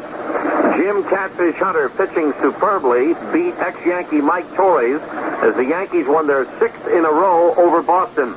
Hunter's record's now 10-5. Torres, who was a World Series hero for the Yankees last fall, is now 15-11 for Boston. Both went the distance. After Rivers tripled over Yastrzemski's head in left field to open the 9th inning, the Red Sox played the infield in and kept Rivers on 3rd, while Willie Randolph grounded sharply to shortstop Rick Burleson. With 1 strike, Munson attempted to squeeze Rivers home, but fouled off the pitch. But on the very next pitch from Torres, Munson lied to deep right center. Jim Rice made a spectacular running catch, but fell down after the catch. And whether he was on his feet or not, it was highly unlikely that he would have been able to make a play on Mickey Rivers, who has got a lot of speed at 3rd base, and he just walked home with the winning run. Rice hit his 41st homer in the first inning after Jerry Remy singled to give Boston a 2-0 lead, but a single by Reggie Jackson gave the Yankees their first run in the first, and then he hit his 23rd home run into the lower right field seats in the fifth to tie it. Royals 2, Angels 1, bottom of the sixth. Here's Hal McRae, 2 out of 2. An infield single in the second, a single in the third. Dave Frost has allowed just one hit since replacing the starter Paul Hartzell in the third inning. That hit, an infield single by Inozotis in the fifth.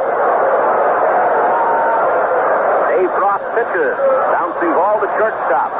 One-handed by Chalk, the throw to first in time, 1 out.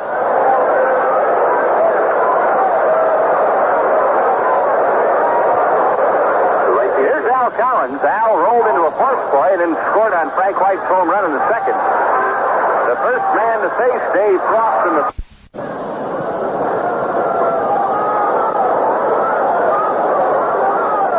Dave Frost ready. Here's the 1-0 pitch. Outside, 2 balls, no strikes. Frost has that funny off-speed pitch. He throws it like a palm ball, but it acts a little bit like a knuckleball. Funny spin, it kind of rolls over as it approaches the hitter. But it's held like a palm ball, but really doesn't act like a conventional palm ball. But here's the 2-0 pitch to Collins. Hit sharply on the ground to the third baseman Lansford. He guns it across in time. He almost threw it over the head of the first base Ron Jackson. That's 2 down, and up comes Fred Patek. Fred flied to right, and he's flied to center. Nothing for 2.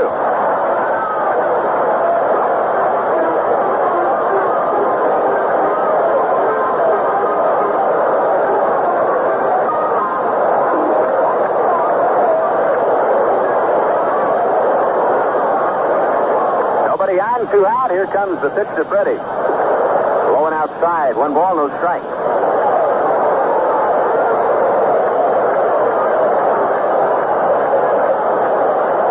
The Angels 1 in the first. The Royals 2 in the second. And nothing but zeros on the board since then. The 1-0 pitch. Inside corner. Strike called. 1-1. The Royals have stranded a half a dozen in the game. The Angels have left 3. They've stranded 1 in the first and then 2 in the second. Here's the 1-1 pitch. Breaking ball is hit in the air to center field. Rick Miller is under the ball. He's got it. Side retired. Royals are down 1, 2, 3, and after 6, it's the Royals 2 and the Angels 1. Back to the American League games today. The Yankee 3-2 win over Boston gives them a 3.5 game lead in the East. The home run that Jackson used to tie the ball game up in the 5th inning was the 336th of his career. That ties him for 32nd place with Joe Adcock on the all-time list. The victory was the first of the year for Jim Hunter over the Red Sox, and it was his 7th in his last 8 outings. Hunter allowed only 6 hits, struck out 8, and walked 3 on the way to his 4th complete game. He allowed the 2-run homer to Jim Rice in the first inning and then shut the door. Elsewhere in the American League Saturday afternoon, Detroit clobbered Cleveland 10-4. Lance Parrish rapped out 4 hits and drove in 3 runs to spark a 16-hit attack, which carried the Tigers over the Indians. Wilcox went 8 1/3 to gain credit for the win, but he needed help in the 9th inning from John Hiller. Wilcox's record is now 13-10. Rick Waite was the loser. His record is 10-12. Night games. Baltimore has now gone well out in front of Toronto in the 8th inning, 8-1. Pat Kelly has hit a home run with 1 on. And in other action, Texas remains ahead of Oakland 3-0 in the 6th inning. Minnesota has upped its margin over Milwaukee to 5-0 in the 5th inning. Sorensen started for Milwaukee, relieved by Rodriguez in the 4th. Dave goes pitching for Minnesota. Chicago rounds out the schedule at Seattle.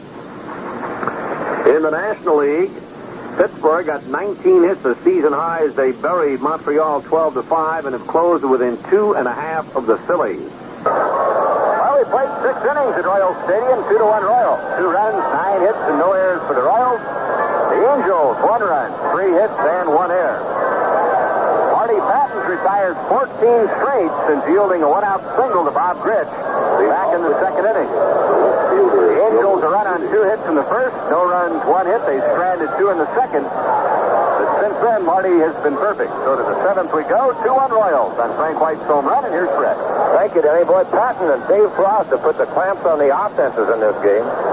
Patton retiring 14 straight. Frost has retired 10 of 11 since he came out of the bullpen back in the third inning.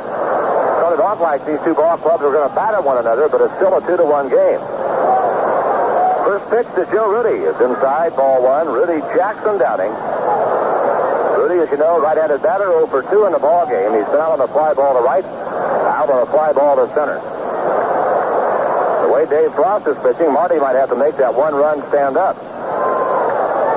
Royal bullpen is active as we start the seventh. Rudy fouls one back out of play. Counts even 1-1. Right-hander Randy McGilvery is throwing in the Royal bullpen as action gets underway. Inning number 7. Boy, this one just as tight as last night's ball game, but the crowd not nearly as emotional. Don't think for a minute it doesn't mean anything. There's a long way to go in this race yet. Patton set, 1-1 pitch to Rudy. High foul ball, back out of play again, and Marty has him in the hole, 1 ball, 2 strikes. Marty with 3 strikeouts. He's walked 1 man and given the 3 singles. The Angels got their run in the first. Frank White hit a 2-run homer in the second to get the Royals on top, and that's right where it stayed.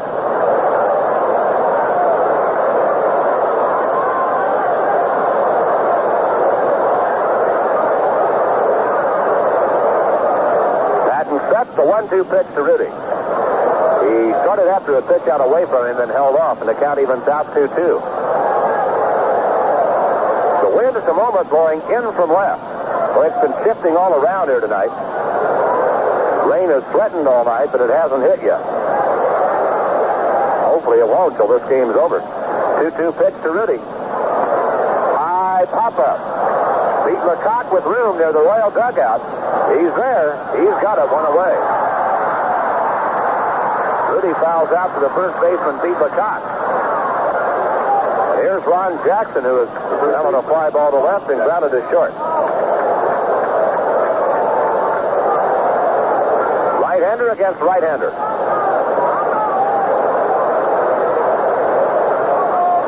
Minnesota leading Milwaukee 5-0 after 4 innings. Bottom of the 6th in Texas. Rangers 3, Oakland 0. After 7, Baltimore 7, Toronto 1. The pitch to Ron Jackson is high, ball 1.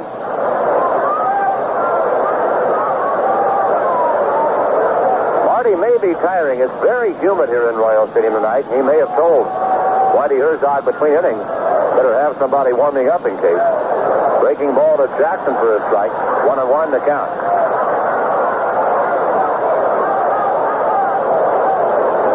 Marty's last start here against Oakland, a complete game 4-hitter. He was perfect for 6 innings. He's doing a job here again tonight. 1-1 pitch. Lined into right field. Al Coward's coming. Still coming. He's there, and he makes the catch. Jackson lines to right. And it's 2 out, nobody on. The catcher, Ryan Downing.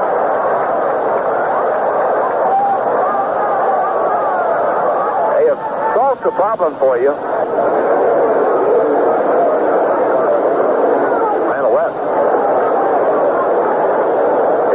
Downing, he's walked and fouled out. 0 for 1 officially tonight.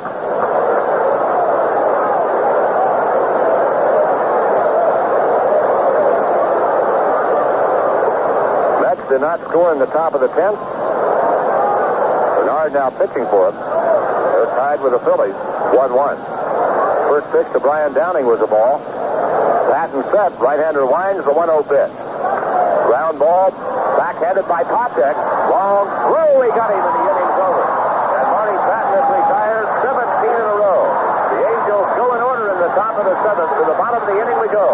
Royals 2 and the Angels 1. Well, the Philadelphia Phillies maintained their 3-game margin over the Pittsburgh Pirates. They won it in extra innings against the Mets this evening. Mike Schmidt homered with 1 out in the bottom of the 10th inning to give them a 2-1 victory. Schmidt blasted a 1-1 pitch from losing relief pitcher Dwight Bernard as he smacked the ball over the right field wall for his 20th homer of the season.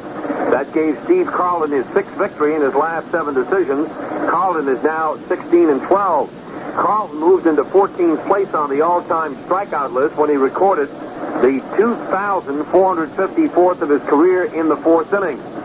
The Mets tied the game in the fifth when John Stearns belted his 15th homer. Greg Luzinski had given Philadelphia a 1-0 lead with a homer in the second inning, his 31st of the year, and third off New York starter Craig Swan this season. New York manager Joe Torre, first baseman Willie Montañez, and reserve infielder Bobby Valentine were all ejected from the game by home plate umpire Nick Colosi.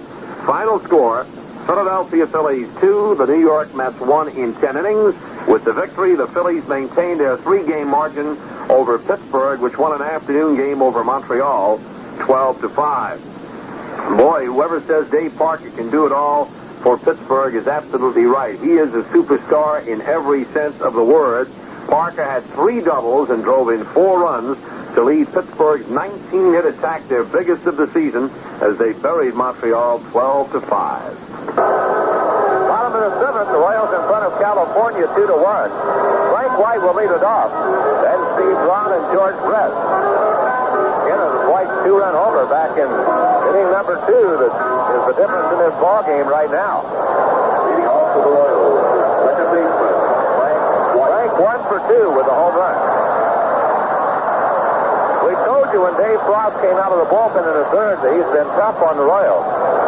Well, he has tonight again. He's given just 1 single since coming on in relief. Amos Otis beat out an infield hit against him. Frost ready to go to work. First pitch to Frank White. He's going to bunt, and bunts foul. 1 strike the count.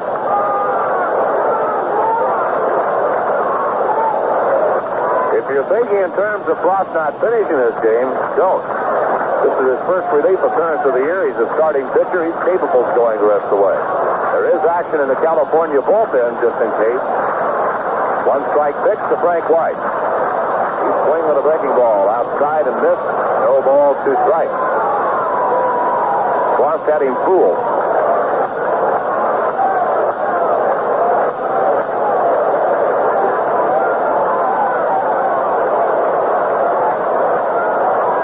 Is ready again, the pitch. Way high and outside, 1-2.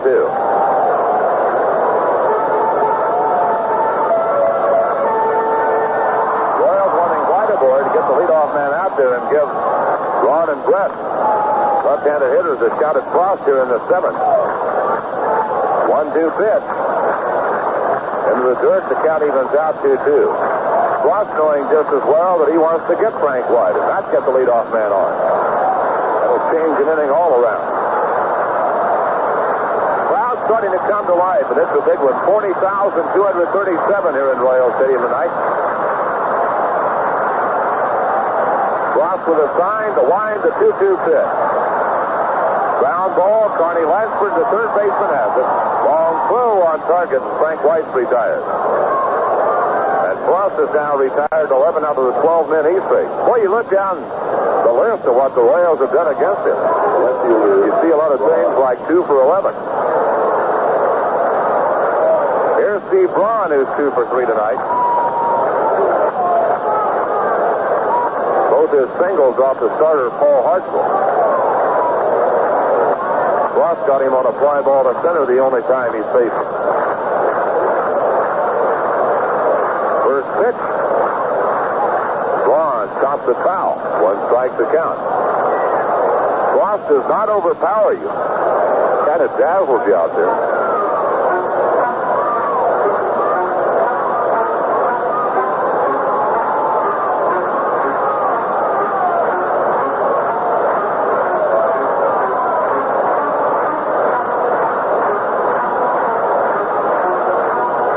Frost bobbling the Rosenbag around now. Turns his attention back to home plate. 1 strike to Braun. Left-handed batter waiting. Frost sets the pitch. Way high, and the count evens out 1-1. Frost hasn't walked a man. He hasn't struck out a man.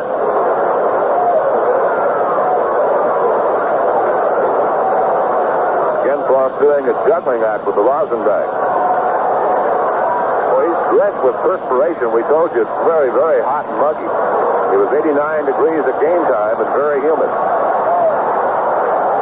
the pitch to Braun. Off-speed breaking ball inside, 2-1. Now the fans out in left field, GA begin to stand up and make noise.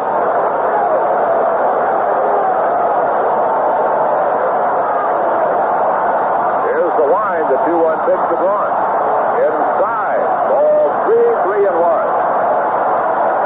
So Frost behind Braun, and he has to give him something to hit or put him aboard. And the crowd really starting to make noise in Royal Stadium now. It's as if they suddenly realize it's a one-run ball game. And it means something. It all started out in left field General Nation. Here's the 3-1 pitch to Braun. Ball 4-1.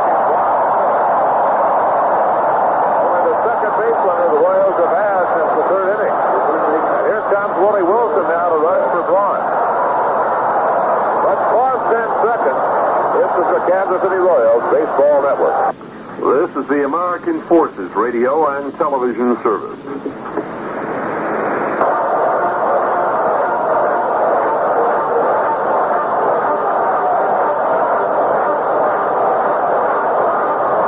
George Brett at the plate. Willie Wilson aboard with one out.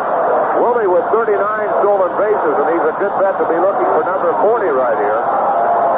Brett has hit the ball hard 3 times. He's 1 for 3.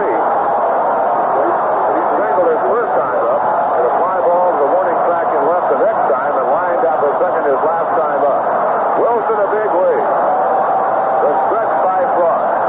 Pitch to Brett. Ball outside. Ball 1. Willie not going. Willie used the pinch runner last night. Involved in that controversial call at second place when he hit Griggs. A double play, ruled that Willie interfered with Griggs. Frost is ready, throws to first, Wilson back in time. Willie perhaps the fastest man in baseball. He has a good lead, 1 foot on the edge of the artificial turf. Frost pitch, there goes Willie. Ball rolling outside, goes Wilson down. Willie has number 40, and he's in scoring position for Brett. The pitch in the dirt, Downing could not handle it cleanly. Willie got a pretty good jump. And he really got it in gear when he got rolling. And Downing never had a throw. It's 2-0 to Brett. So Frost now down in the count to a good hitter. That's a big run at second base. 1 out, bottom of the 7th. Frost is ready. They're going to walk Brett now. Base open, they're going to walk Brett and pitch to Otis. So it'll be an intentional walk. There's ball 4. And here comes Amos Otis, who's 1 for 3 tonight. And has been swinging the hottest bat in the Royal lineup. But Jim Fragosi's going to go with the percentages, right-hander against right-hander. Otis has the Royals' only hit off Frost. Since he came on in the third, that was an infield single. A walk to Braun set up this inning. Wilson ran for him, stole second. Now the intentional walk to Brett. And now here's Otis.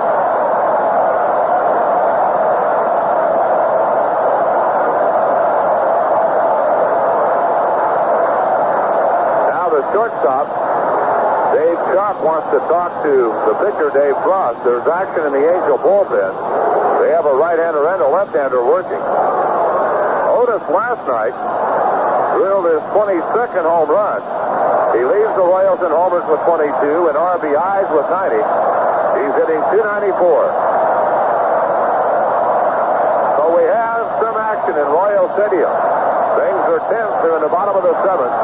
Wilson and Brett with big lead. Otis steps in. Dave Frost steps in with Brian Downing. There's the stretch, the pitch. Ball inside, ball 1. Boy, the Royal dugout is alive. We can see him moving around down there. The outfield playing Otis deep in the pool. There is no wind blowing here in the stadium right now. Time is halted for a moment. They're pointing out of left field.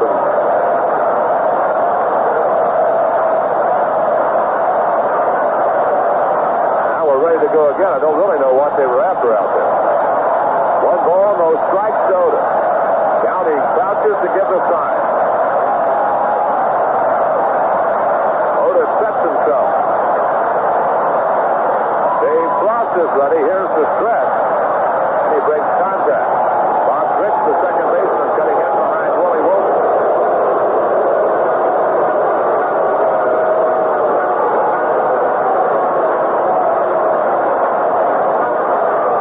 Royals with their first West is inning number 3. One out. Otis trying to add to that one-run lead. Frost getting ready again.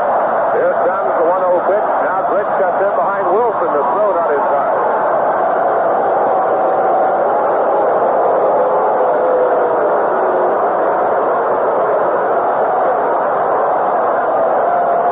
Frost taking a lot of time out there. Again goes to the rosin bag.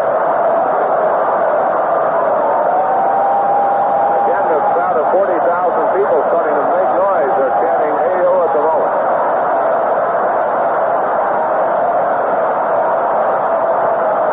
Now we're ready. Frost to the stretch. The pitch. Strike called on the inside corner. The count levels 1-1 on Amos Otis.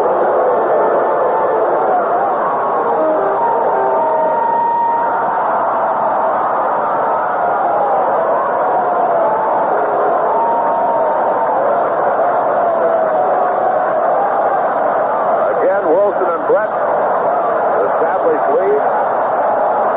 Otis taking his time at the plate now. He's going to make Frost wait a little bit. Now Otis ready and Frost getting a sign. Now Otis asks for time and backs out again. So a cat and mouse game going on. All of a sudden, people around the stadium starting to wave banners and handkerchiefs.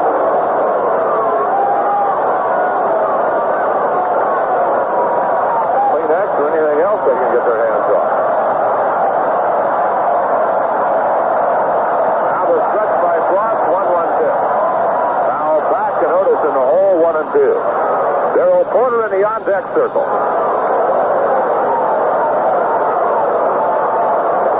Remember Midland night last year when the California Angels were in town? Up waving those T-shirts all over the place. Looks like a repeat of that right now. Everybody's suddenly waving their hanky or whatever they can hit their hands on. Otis in the hole, 1-2. He's going to have to fight off Dave Frost here. Right-hander set. Here's the stretch. The pitch. Up and in. Otis has to win out of the way. 2 balls, 2 strikes.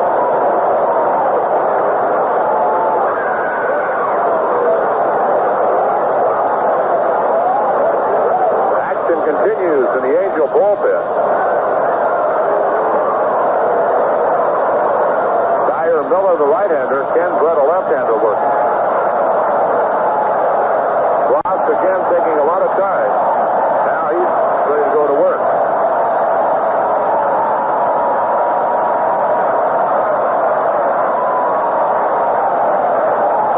Otis waiting as Frost reach sign. Now the stretch. Here comes the 2-2 pitch. Ball high in the full count, 3-2. Now the Royals with a decision to make. Do they send the runner and avoid the double play if Otis hits the ball on the ground? Otis has been a good bet to make contact. Frost is not a strikeout pitcher, so your guess would be yes, Whitey will have the runners going. Wilson at second, but at first, full count on Otis, 1 out. 2-1 Royals, bottom of the 7th. The stretch by Frost, 3-2 pitch. There go the runners. Ground ball, base hit, left field. Here comes Wilson. He's going to score. Left to third. Otis with another base hit and an RBI. And the Royals lead 3-1.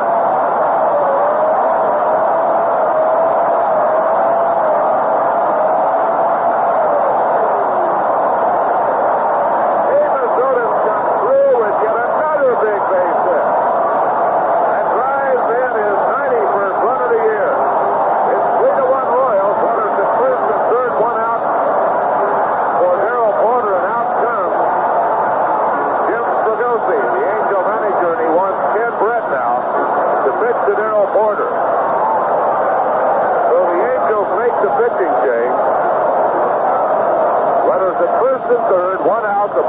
7th. With a score now, Royals 3, Angels 1. Final football score, number 9 UCLA defeated Tennessee at Knoxville 13-0. And number 3 Arkansas is showing its strength. The Razorbacks are leading Vanderbilt in the second quarter. The last score we had was 21-0, but that game is probably well into the third or fourth quarter by now. But in the second quarter, it was Arkansas 21, Vanderbilt nothing. Texas is having its way with Rice at halftime. Texas leading at the quarter 7-0. Now at intermission, it is Texas 27, Rice nothing. Other scores in the South. Pittsburgh leads Tulane at the third quarter junction 17-6. Cincinnati defeated Southern Mississippi 26-14 in a night game. At the half, Louisiana State was leading Indiana 21-7 down in Baton Rouge in the Snake Pit. And in other games, a final in, SMU has defeated Florida at Orlando. SMU winning a night game from the Gators 35-25. That was a freewheeling game in the second half. In the fourth quarter, the Louisville Cardinals, who are bidding to move to big-time rankings in football, they think their program is ready to set sail and prove it can do more than just play basketball. The Louisville Cardinals and the Maryland Terrapins are 17-17 midway in the fourth quarter. Now, once again, let's get back to KC. Left-hander Ken Brett out of the California bullpen to face Darrell Porter. Brett making his 28th appearance of the year, his 18th in relief. He's won 2 and lost 5. His earned run average 4.94 in 93 innings. He's given up 93 hits and 11 home runs.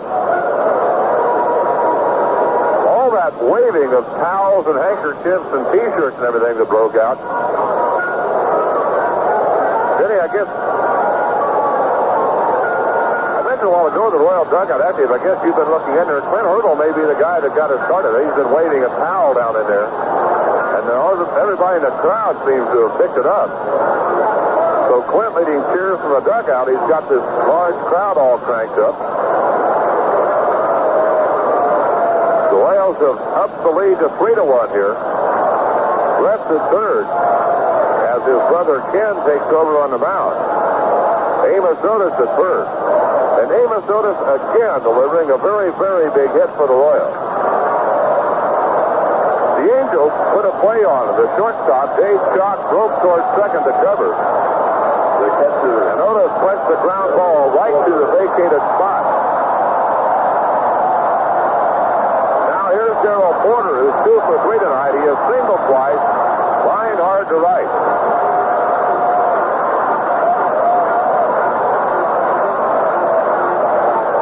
He's a top next.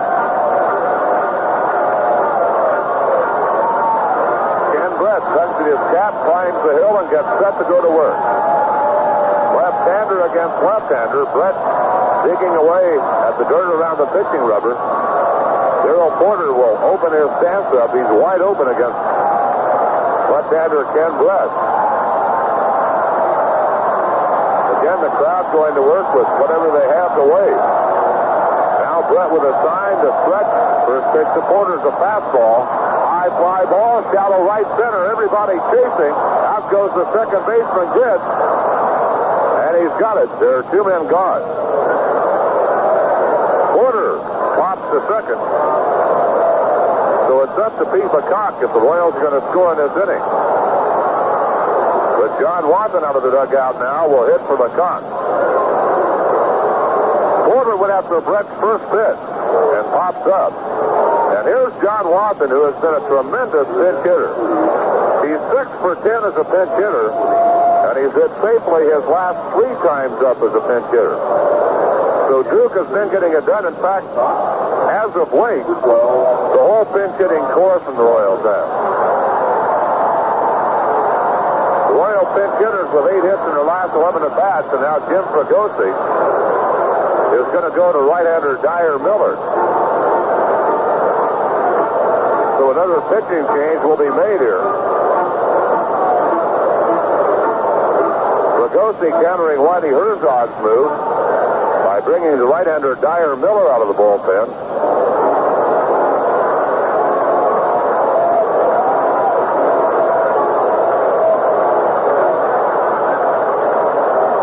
So Brett pitched to one man and got him. In fact, Brett threw one pitch, and he's done for the night. And now Dyer Miller becomes the fourth Angel pitcher.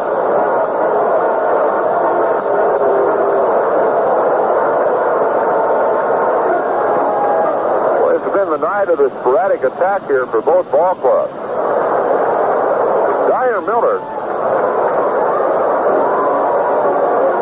will make his 36th appearance, and he's done a job for California. He's won 5 games and lost 1.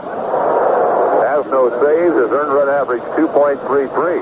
California, number 41. And Jim Fregosi is going to put it on the shoulders of Dyer Miller. He has nobody else warming up in the bullpen.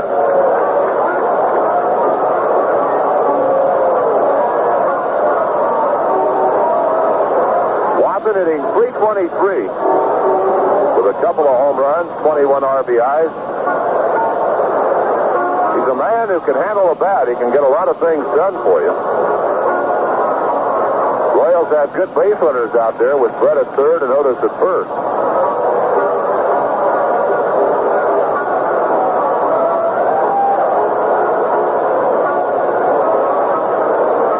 So the wheels are spinning here in the bottom of the 7th.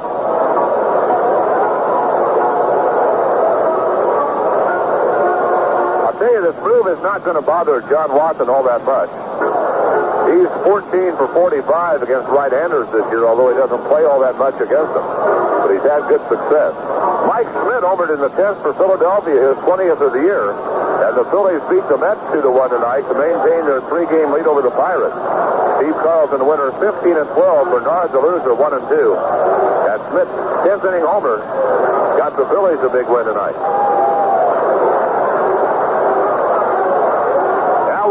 Dyer Miller has finished his warm-up tosses. And John Watson steps in, sets a facing. Again, Duke with a string of 3 straight pinch hits. Readily to third, Otis away at first. 2 men out now with the runners at first and third. The stretch by Miller. And the pitch. Ball low, ball 1. Miller a hard thrower. 3-1 Royals with 2 out in the bottom of the 7th. Watson trying to increase that lead. Right-hander with a sign, Dyer Miller at the belt. 1-0 pitch to John Watson. Now back out of play, he had a cut. 1 ball, 1 strike.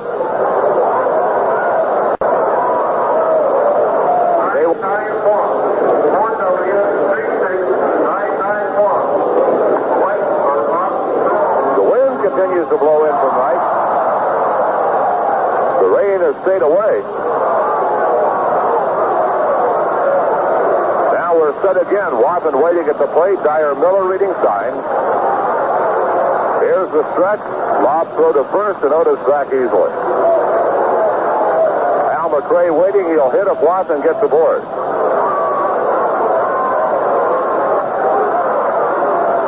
The stretch again. 1-1 pitch. There goes Otis. Ball outside. No throw to second. Otis has a stolen base. Number 30 for Otis. Boy, how about Amos's numbers? Hitting .294, 22 homers, 91 RBIs, 30 stolen bases. I would submit to you that that's a year. Now 2 men in scoring position. 2 balls and a strike on Watson.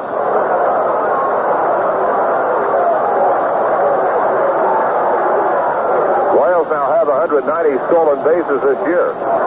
Miller ready to pitch to Watson. Ball high, 3-1. And now Dyer Miller behind a good hitter. And in danger of walking him to load the bases for Hal McRae.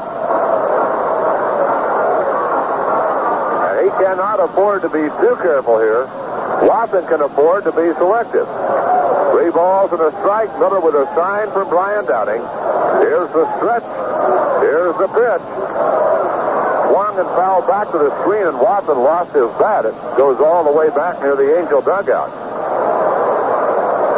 So a full count, 3-2.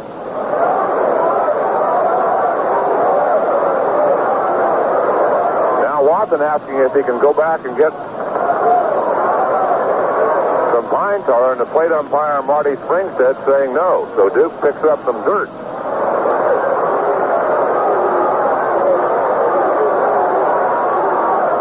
Now Watson ready, steps back in. Miller with a sign.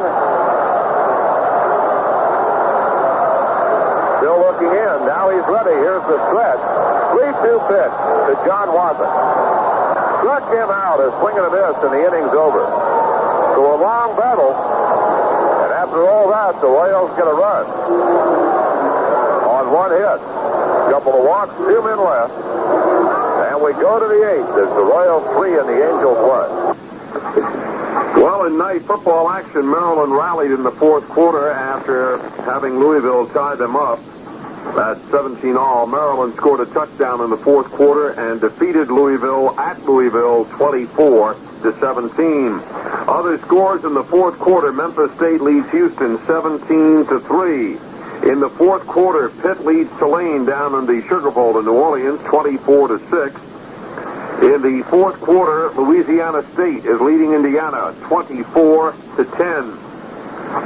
And another advanced score is now Texas 27 and Rice nothing. That is now at the end of the 3rd quarter. That was the halftime score as well. We gave you earlier UCLA, ranked 9th in the country, beat Tennessee tonight at Knoxville 13-0. Now we're getting conflicting scores. We had an earlier report that Arkansas was leading Vanderbilt 21-0 at halftime. But now we get a 3rd quarter score that says Vanderbilt is leading Arkansas 24-14. Well, that doesn't jive with the earlier score we got, so we'll hold off and double check on that one. We're having some wire trouble with some games out of the South and the Southwest this evening, and we'll double check that one first chance we get.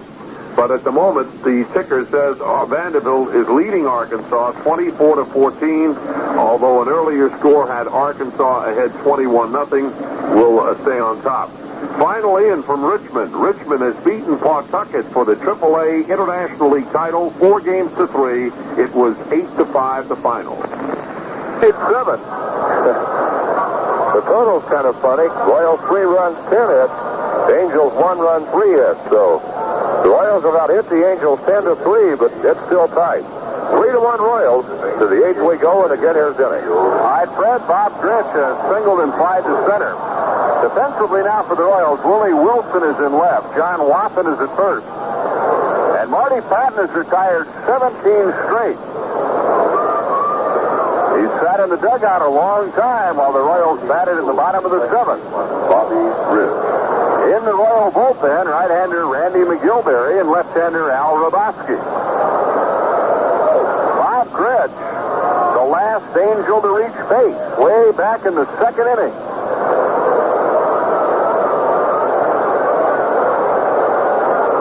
Marty has 3 strikeouts, and he's walked only 1 man. He walked Brian Downing in the 2nd.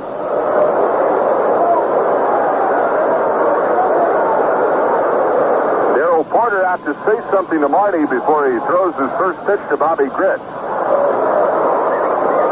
3-1 Royals, top of the 8th inning. Now Marty heaves a sigh. Boy, a steamy night. Here it is, September the 16th. The temperature in the upper 80s. First pitch is a strike, 0-1. As you know, formerly with the Baltimore Orioles. Bothered by injuries since coming over to California. And frankly, he's been a disappointment to them. Foul ball back to the netting in the count 0-2.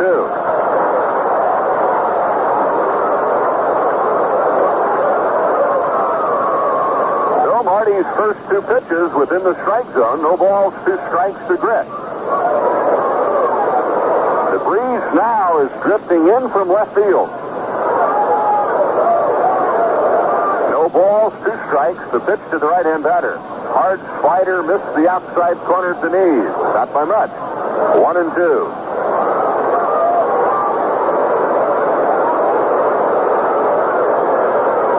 For the Angels, a must game. He started to swing, held up in time. 2 balls, 2 strikes on Grit.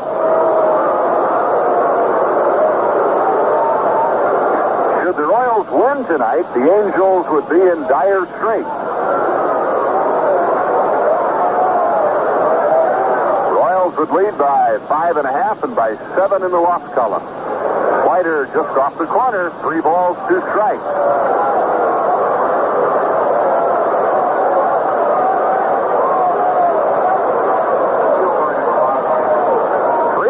The count to Bob Grit. So a big pitch for Morty. Here it is. Ball 4 outside. That means the tying run coming to the plate. It also means Dave Chalk being called back. And we'll see about the pinch hitter.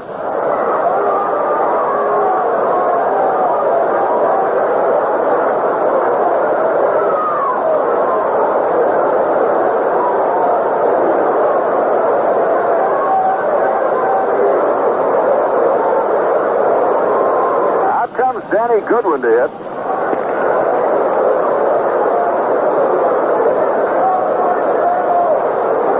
Darrell Porter out to the mound. He's joined by Patek and White. Danny Goodwin hitting .278, 15 out of 54, 2 home runs, 10 RBIs. Batting for the California shortstop, Danny Goodwin. Has been stopped at 17. And Whitey Herzog walking slowly to the mound.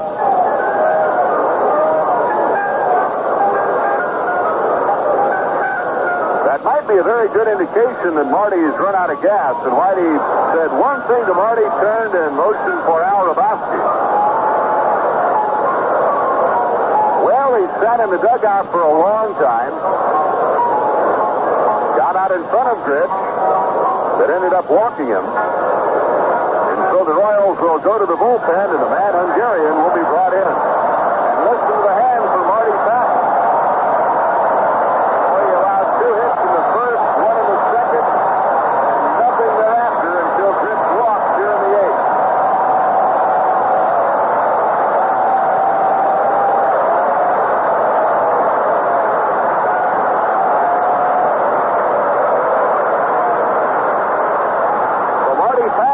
For the night. He can only win, he cannot lose. A pitching change being made with the score. The Royals 3, the Angels 1. Yep. Elsewhere in the American League this evening, Texas has defeated Oakland behind Ferguson-Jenkins 8-1. Minnesota is putting a damper on Milwaukee's pennant hopes. The Brewers can ill afford to drop farther behind the Yankees, but they're in danger of doing that. At the end of 7 innings of play at Milwaukee, Minnesota leads the Brewers 5-2. Dave Gold's all the way from Minnesota. Sorensen started for Milwaukee. Rodriguez in the 4th inning. Chicago-Seattle, nothing to report there, just underway. In the National League, Houston and San Diego are scoreless after 1 rule against Perry. Gaylord looking for his 19th win of the year. He's having a fabulous season despite the fact San Diego is not in pennant contention at the moment. Atlanta and Los Angeles, 0-0 after an inning and a half on the coast. McWilliams for Atlanta. Doug Rao pitching for the Dodgers, who are closing in fast on another division title. And upping the score now, Houston has scored a run against San Diego in the 2nd inning, and the Dodgers fail to score in the 2nd at Los Angeles, so it's 0-0 between them and Atlanta. Cincinnati leads lost to San Francisco this afternoon 3-2. Gary Lavelle won it in relief. Doug Bear lost it in relief. The Phillies beat the New York Mets 2-1 on a 10th inning homer by Mike Schmidt tonight, and that protects Philadelphia's lead. It stays at 3 games, despite the fact that Pittsburgh won an afternoon game with 19 hits as they bested Montreal 12-5. Back at Royal Stadium, Al Hrabosky has been called into the game. Hrabosky has 4 saves and 3 wins in his last 10 outings. 18 saves overall to rank 5th in the league. Hrabosky making his 53rd appearance. 8 wins, 6 losses, 18 saves. He's had more problems with California than with any other team. Hrabosky in 7 innings has allowed 8 hits and 6 runs, 5 walks and 4 strikeouts against California. Merv Rettenman coming up. Hrabosky in the ball game last night threw 1 pitch. Back to Merv Rettenman, who grounded out. Brett making a good play. And for throwing that 1 pitch, Hrabosky got the win when the Royals scored the 1 in the 9th. In Seattle, the White Sox and the Mariners about to start. Francisco Barrios, 8-13 for Chicago. Glenn Abbott, 7-11 for Seattle. Out at Dodger Stadium, the Braves and the Dodgers, no score at the end of 2. And Houston leading San Diego 1-0 after 2 innings in San Diego. Hrabosky now walking behind the mound. Merv Rettenman off to the side of the plate.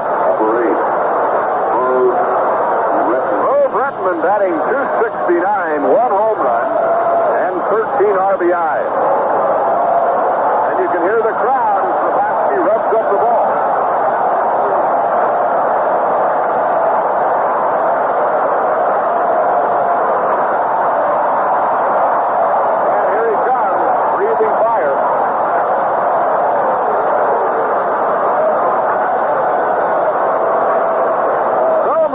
In there, he's a veteran.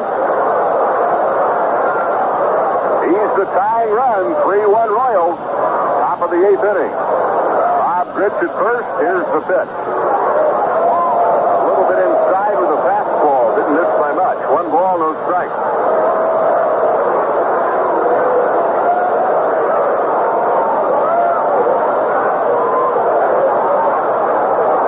Rick Miller in the on-deck circle. 1 ball, no strikes on Rettenman. Bob Grich is safe lead. Hrabosky the stretch. And now Al's 1-0 pitch. Fastball is high. 2 balls, no strikes.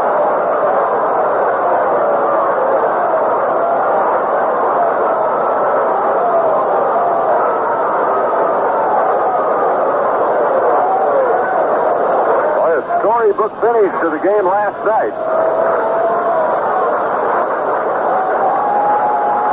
This one is shaping up the same way. 3 balls, 2 balls, no strikes. Here's the stretch in the pitch. Popped him up. Short left center. In comes Willie Wilson. Loses his cap and makes the catch, and that's 1 away. Merv Rettenman flies out to Willie Wilson. That brings up left-hand hitting Rick Miller. Rick so far tonight, 2 strikeouts and a ground ball to first. Nothing for 3.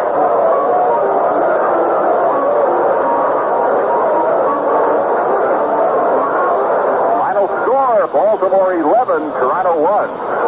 Martinez the winner, 14-11. Jesse Jefferson the loss, 7-14. Hrabosky behind the mound, taking things over.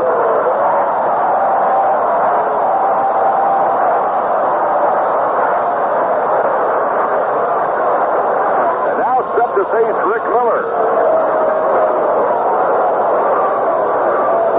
3-1 Royal.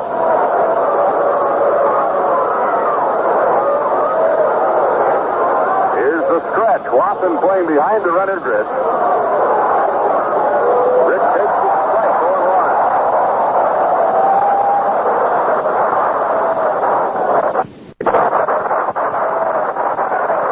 Marty Lansford will be next.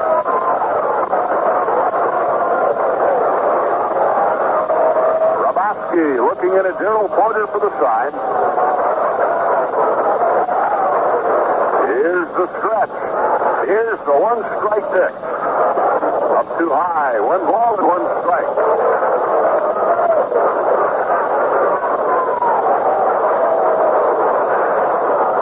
The outfield way around the left.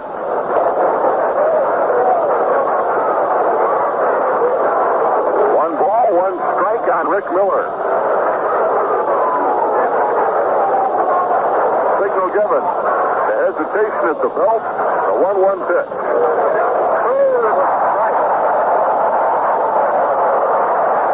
Grabowski broke off a beautiful curveball, and Rick Miller, looking for something else, obviously, just bowed to the pitch. That pitch fired up Hundo to the point where he's going behind the mound to rev up the baseball.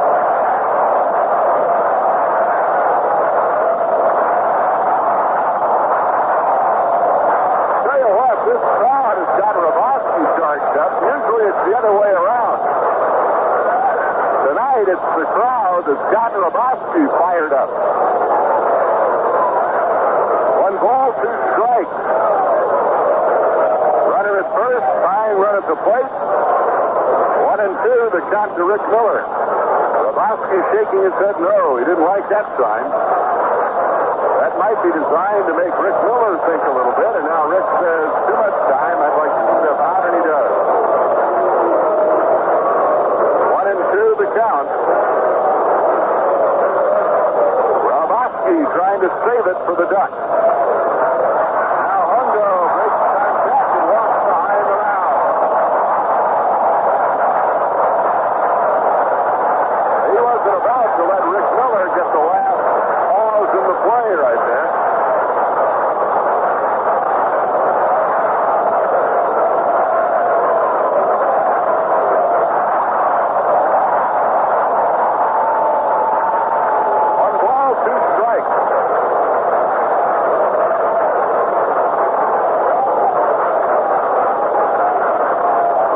Plants the left foot.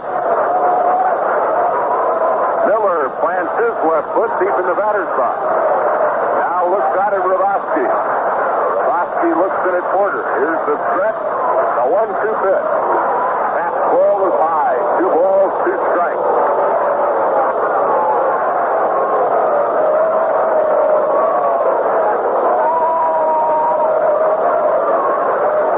The 10th moment at Royal Stadium. 1 on, 1 out. 3-1 Royals. Top of the 8th inning. Grabowski getting set. Rick Miller waiting at the plate. Now asks for time. And Darrell Porter would like to talk with Grabowski.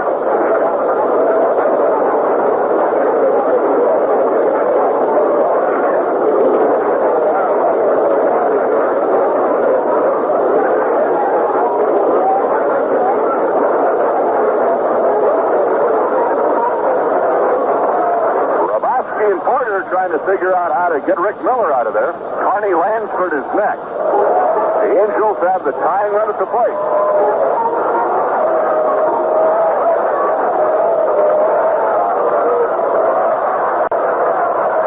Grabowski is set. Here's the stretch. Now the 2-2 pitch. Foul ball into the seats off third. Deep into the lower deck.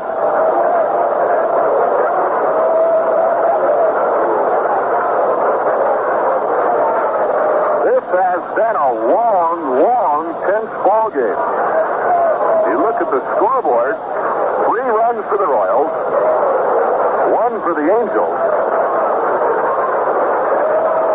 13 hits in the game.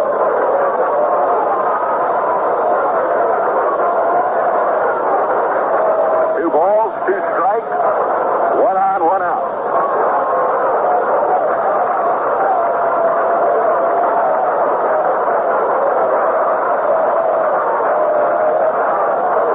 He okays the sign. Here's the stretch. Here's the 2-2 pitch. Up too high. Ball 3. Big pitch coming now. 3 balls, 2 strikes. If he walks Miller, that means the tying run is on base and the lead run at the plate. And the Thunder coming up back of Rick Miller. Lansford, Bostock, and Baylor. So Grabowski walks behind the mound, rubs up the ball.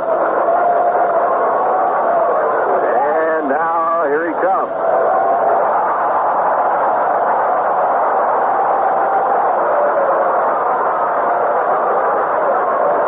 Sitting in the California dugout, a man who has really given Roboski fit, and that would be Ron Fairley.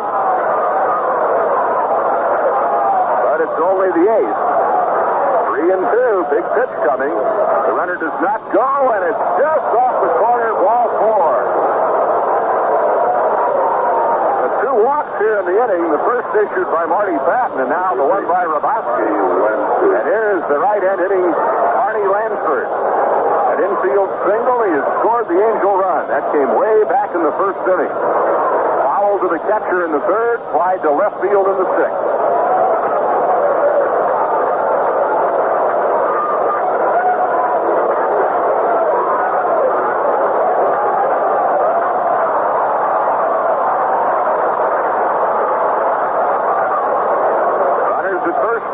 One away. The Royals infield now looking for a double play. Lansford is a fine runner. The infield, a double play depth. Here's the stretch by Roboski, the pitch. Fly ball, left field. Well hit. Back goes Willie Wilson. Away back. He's gone. Arnie Lansford hits a 3-run home run. So that brings the Angel bench to life. Take a 4-3 lead. So the two base on balls turn out to be killers.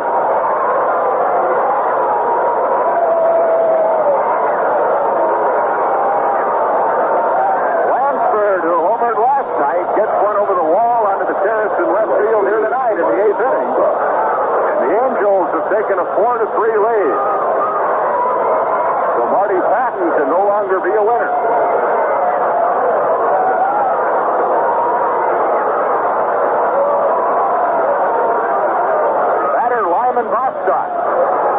Bostock hit a 3-run home run off Al Roboski in Anaheim last weekend. And he throws it over his head all the way back to the screen.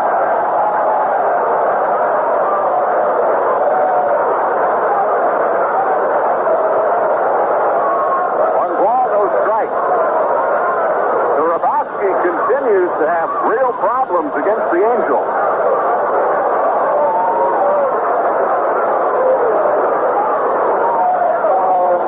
Pitch sails over his head, and now Bostock charges Roboski, and we've got a big fight right between home plate and the mound. Players from both benches pour onto the field. Lyman Bostock and Al Roboski going at it. A big pile-up. A lot of skirmishing going on in the middle of that pile.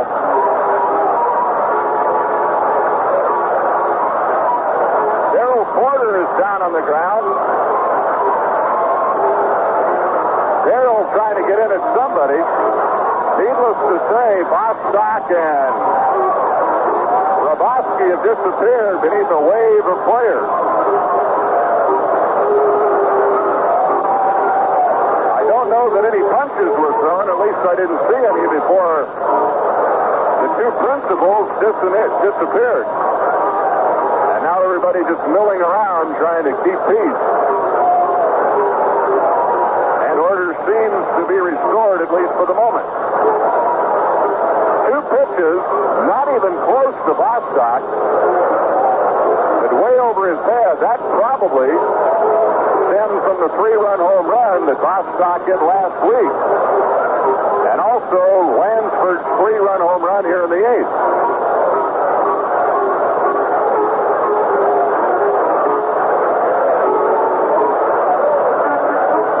Continue to mill around. Now I finally see Bostock emerge from the pack of players.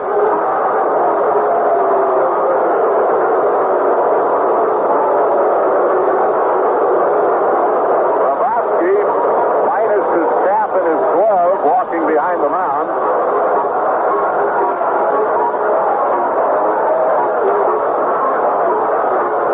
Players are separated.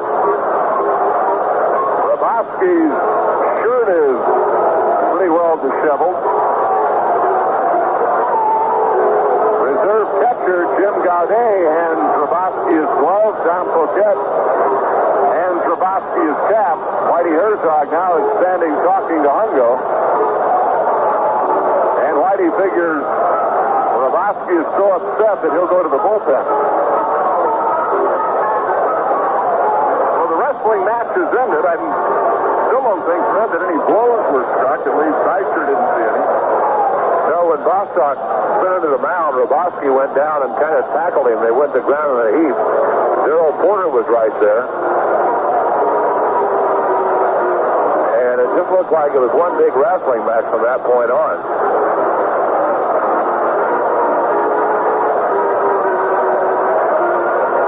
Somebody from California was the first one there. And now we're going to have another one. Here come Grabowski and Bostock throwing punches now, Denny.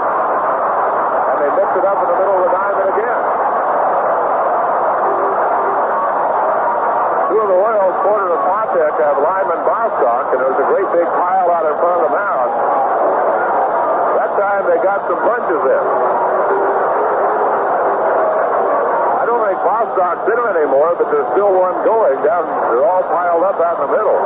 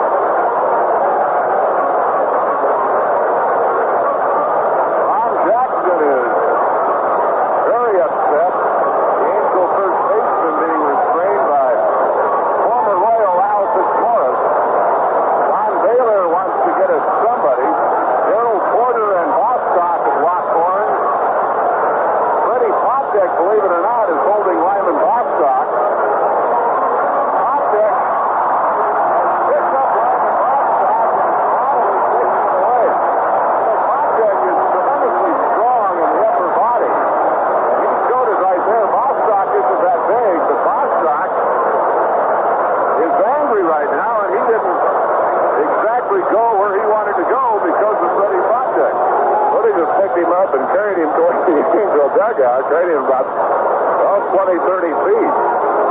Bostock was back to the plate. Grabowski was still out on the mound waiting for the relief pitcher to arrive when they suddenly started exchanging words again, and they got to one another that time. Arnie Lansford will be next.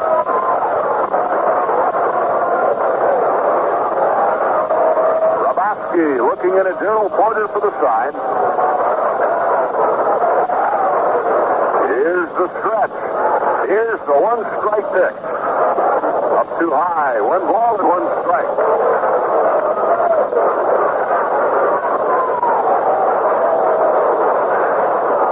The outfield way around the left.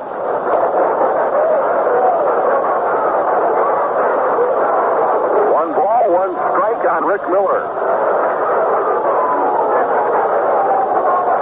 Signal given. Hesitation at the belt. The 1-1 pitch.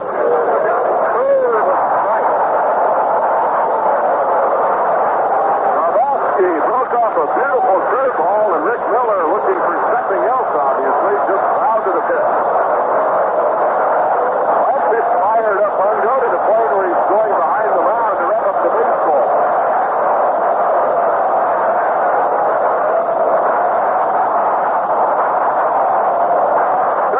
This crowd has got Grabowski charged up. Usually it's the other way around. Tonight it's the crowd that's got Grabowski fired up. One ball, two strikes. Runner at first, tying run at the plate. 1-2, the count to Rick Miller. Grabowski shaking his head no. He didn't like that sign.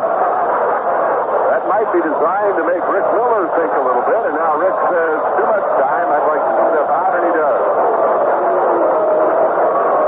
1-2, the count. Grabowski trying to save it for the Ducks. Now Hungo makes contact and walks behind the mound. He wasn't about to let Rick Miller get the last pause in the play right there.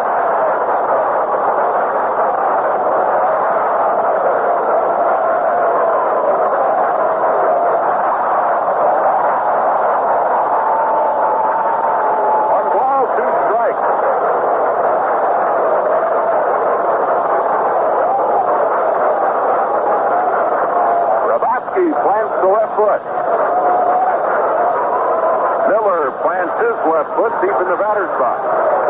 Now looks out at Hrabosky. Hrabosky looks in at Porter. Here's the stretch. A 1-2 pitch. That ball is high. 2 balls, 2 strikes.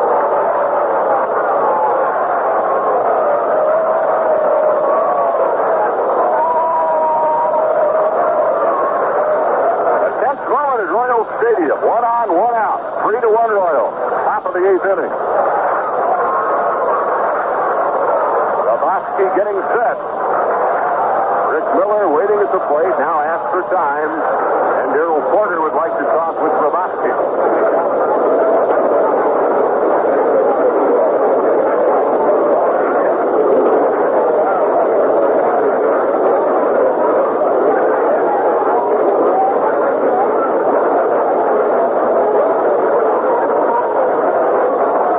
Hrabosky and Porter are trying to figure out how to get Rick Miller out of there. Carney Lansford is next. The Angels have the tying run at the plate.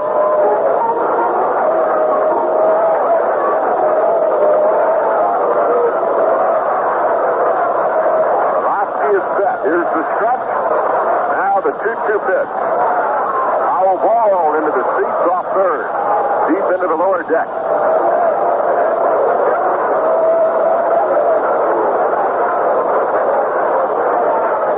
This has been a long, tense ball game. You look at the scoreboard, 3 runs for the Royals, 1 for the Angels,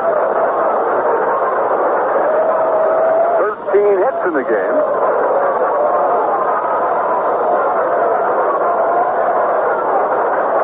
Two balls, 2 strikes, 1 on, 1 out.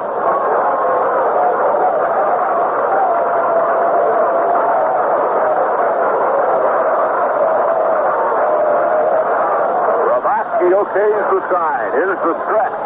Here's the 2-2 pitch. Up too high. Ball 3. Big pitch coming now. 3 balls, 2 strikes. If he walks Miller, that means the tying run is on base and the lead run at the plate. And the Thunder coming up back of Rick Miller, Lansford, Bostock, and Baylor. So Hrabosky walks behind the mound, rubs up the ball. Now, here he comes.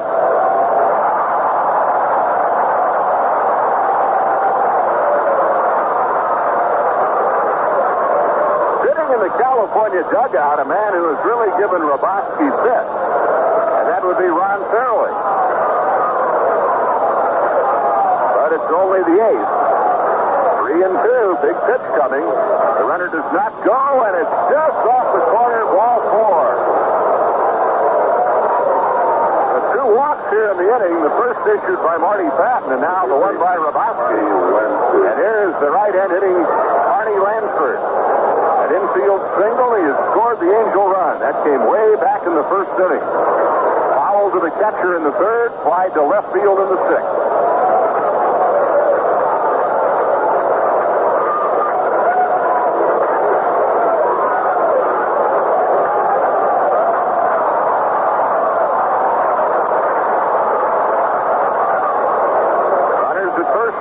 And 1 away. The Royals infield now looking for a double play. Lansford is a fine runner.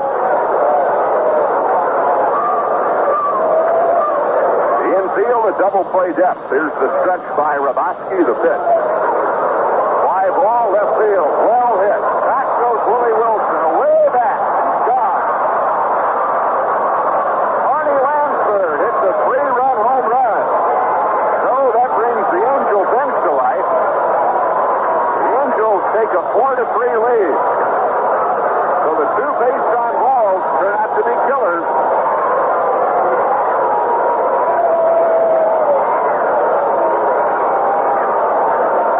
Lansford, who homered last night, gets one over the wall onto the terrace in left field here tonight in the 8th inning. And the Angels have taken a 4-3 lead. So Marty Patton can no longer be a winner.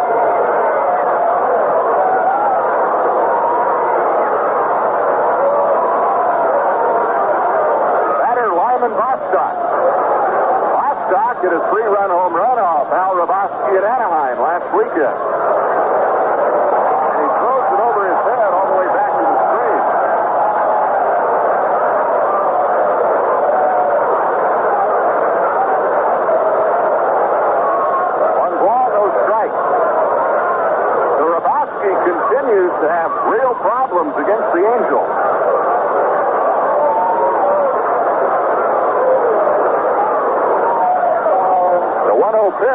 sails over his head, and now Bostock charges Grabowski. And we've got a big fight right between home plate and the mound. Players from both benches pour onto the field. Lyman Bostock and Al Grabowski going at it. A big pile-up. A lot of skirmishing going on in the middle of that pile.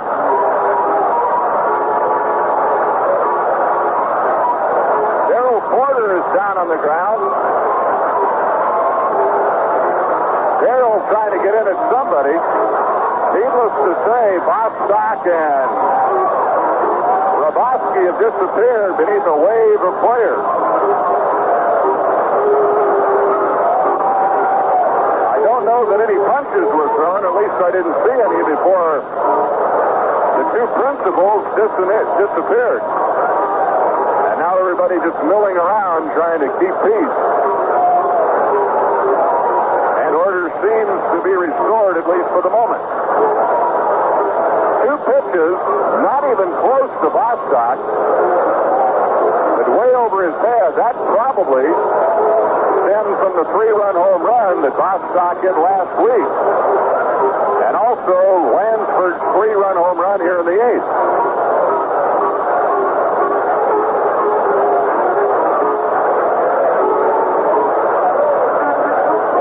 Continue to mill around. Now I finally see Bostock emerge from the pack of players.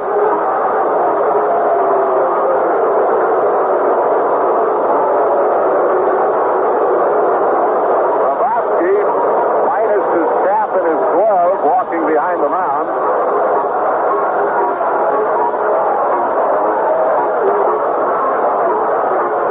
Players are separated.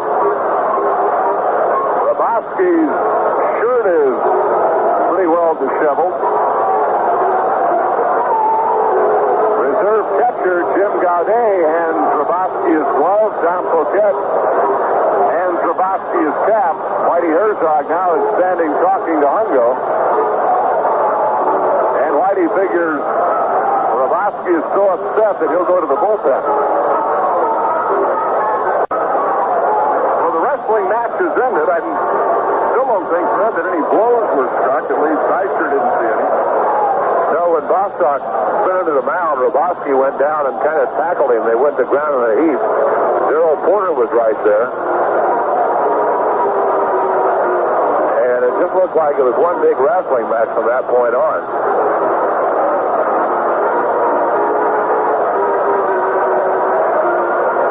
Somebody from California was the first one there. And now we're going to have another one. Here come Grabowski and Bostock throwing punches now, Denny. And they mix it up in the middle of the diamond again. Two of the Royals, Porter and Fontek, have Lyman Bostock, and there's a great big pile out in front of the mound. That time they got some punches in. Bostock's in them anymore, but there's still one going down. They're all piled up out in the middle.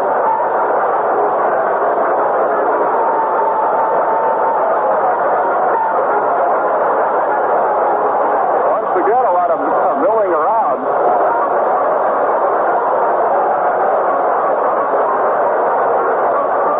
Ron Jackson is very upset. The Angel first baseman being restrained by former Royal Al Fitzmaurice. Don Baylor wants to get at somebody. Darrell Porter and Bostock have locked horns. Freddie Fontek, believe it or not, is holding Lyman Bostock. Fontek picks up Lyman Bostock and Bottom is taking it away. Fontek is tremendously strong in the upper body. And he showed it right there. Bostock isn't that big, but Bostock is angry right now, and he didn't exactly go where he wanted to go because of Freddie Fontek. Freddie just picked him up and carried him towards the Angel dugout, carried him about 20, 30 feet. Bostock was back to the plate. Grabowski was still out on the mound waiting for the relief pitcher to arrive when they suddenly started exchanging words again, and they got to one another that time. Bostock got pulled out of the pile, and I don't know who Grabowski wound up tangled with. The second one may cost some money. Grabowski's already gone. Now is the question of whether Bostock's going to be still in the ball game or not. Jim Fregosi now is asking Patek to leave the pack of Angel players who have lined up to the left of home plate. The Royal players are all on the first base side of home plate, at least most of them. And the combatants are being separated once again. Grabowski in front of the Royal dugout, still yelling at some of the Angel players, Lyman Bostock in particular. You know, you see that in hockey so often. They'll break them up and then they'll break away and go at it again. I've never seen it in baseball. I think Bostock might have been thrown out of the game now. He's headed back to the dugout. I don't know if that means he's gone or not yet. We'll have to wait and see. But I would guess that he has been. Not the first time, but after the second one. Randy McGilberry has been called into the game. Now the boys from the bullpen return to their stations.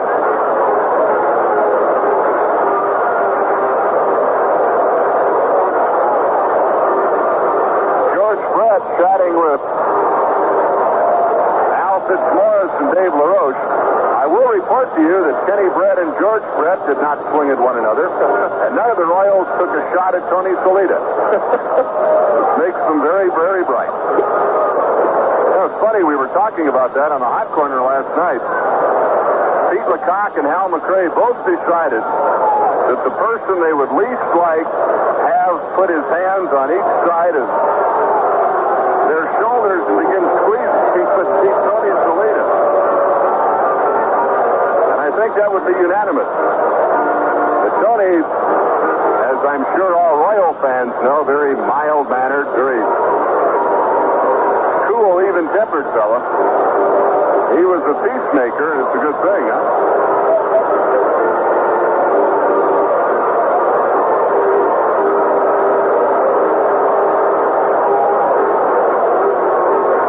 McGilberry, the new pitcher. We have a pitching change being made with the score here at Royal Stadium. The Angels 4, the Royals 3. Well, Rod Carew had a big night. A double, a single in 4 at-bats. Drove in 2 runs. Paced Minnesota to a 5-2 win over Milwaukee. The loss for the Brewers drops them 6 full games behind the New York Yankees and does not bode well for them as they get set to move into New York for a 2-game series Monday night. Dave Goltz, who went to the 9th inning before he needed relief help from Mike Marshall, got the victory, his 13th of the year. Sorensen was the loser for Milwaukee. Jenkins defeated Oakland easily, 8-1. They were leading 3-0 going to the 8th and put it away with a 5-run outburst. Chicago is leading Seattle at least 2-0 in the second inning. Molinaro has homered for the White Sox in the second with none on, his 6th of the year, and they are still at bat. In the National League, Houston won, San Diego 0 at the end of 1, and Atlanta and Los Angeles are scoreless in the third inning at Dodger Stadium. Checking some more scores in the South, a final score. Louisiana State defeated Indiana this evening, 24-17. That's the final score. Another final, Memphis State over Houston, 17-3. Maryland defeated Louisville in a night game, 24-17. SMU, Southern Methodist over Florida in a game in Orlando, 35-25. Florida State won its night game over Oklahoma State by the tune of 38-20. And NC State defeated Syracuse in an afternoon game, 24-19. Cincinnati beat Southern Mississippi, 24-16. Back at Royal Stadium, Randy McGilberry pitching. Ken Landreau is up there now. He's replaced Bostock, who was kicked out along with Grabowski. The pitch is outside. That makes the count 3-0. The first 2 pitches from Grabowski to Bostock sailed over his head, and that precipitated the ball. The 3-0 pitch, right through there. 3-1. Lost in the wild melee, Carney Lansford's 3-run home run to give the Angels a 4-3 lead. The Angels with 3 here in the top of the 8th. Fastball thrown right on by Landreau. Randy McGilberry really turned that one loose. And it's 3-2. Don Baylor next. 3 balls, 2 strikes. Bases empty, 1 away. Here's the pitch. Foul ball, backing out of play. The total's rather remarkable. The Angels, 4 runs, 4 hits. The Royals, 3 runs on 10 hits.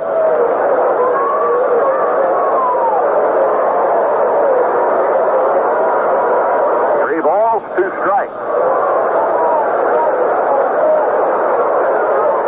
McGilberry to Landreau. Foul ball, back to our left. Still 3-2.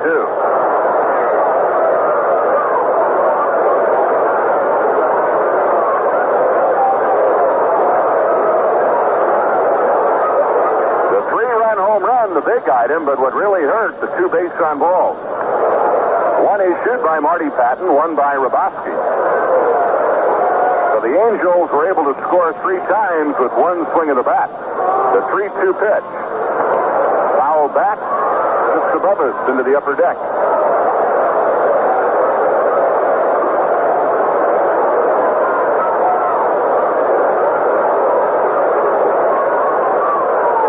McGilberry requests and gets a new baseball.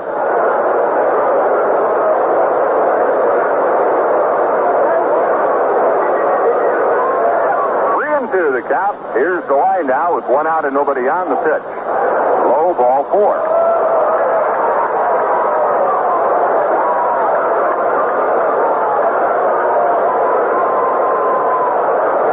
That base on balls is charged to Al Rabosky. Remember the count on Bostock was 2-0.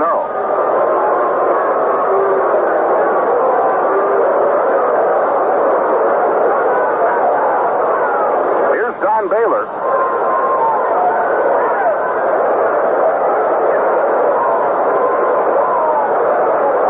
Hit the ball hard 3 times.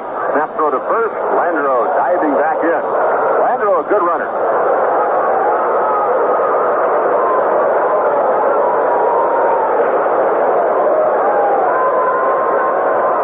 One on, 1 out. 3 runs in.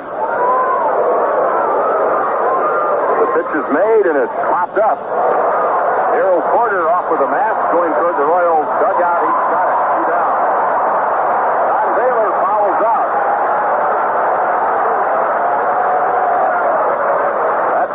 Joe Rudy. Joe is flied to right, flied to center, and fouled out. Joe Rudy.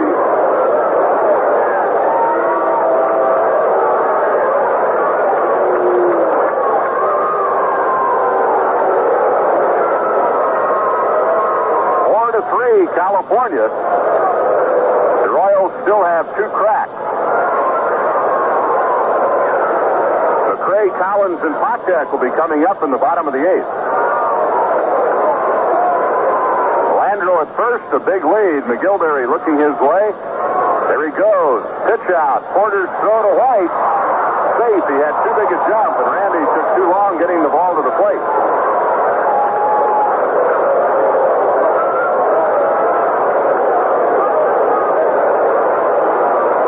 Landreau has his 7th stolen base.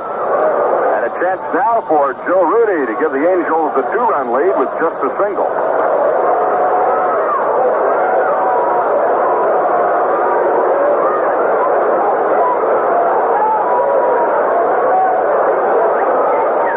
McGilberry checking in with Porter.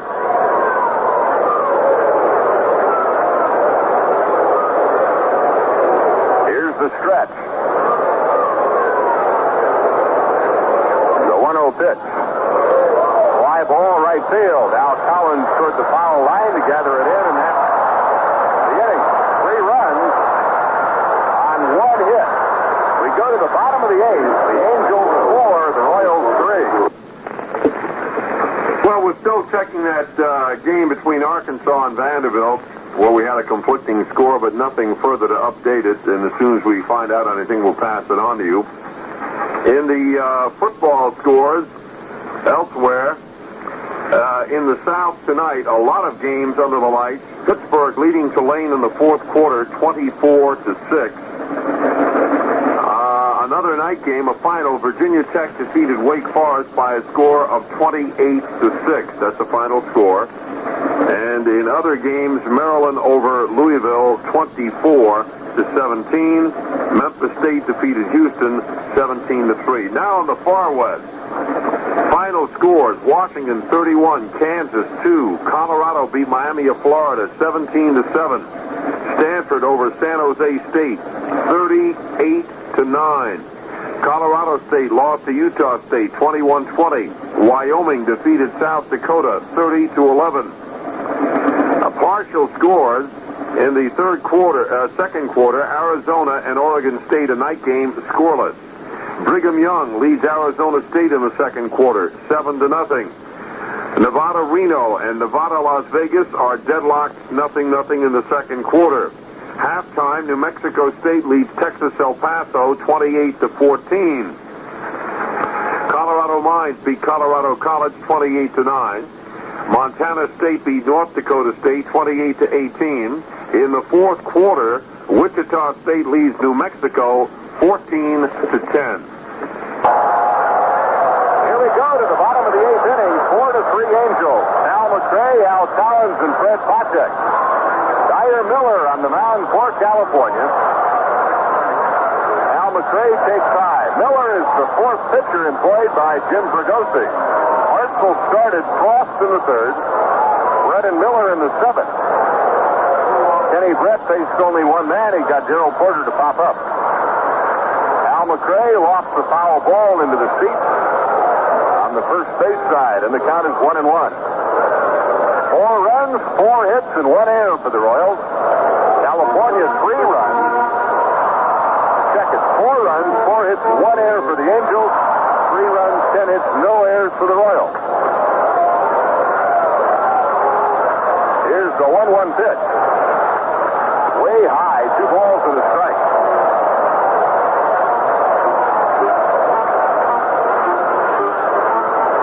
Frank White hit a 2-run home run in the second inning. The Royals got 1 in the 7th. A single by Amos Otis, getting Willie Wilson home. 2 balls and a strike to pitch. Half swing, foul ball into the crowd. 2-2 on Hal McRae.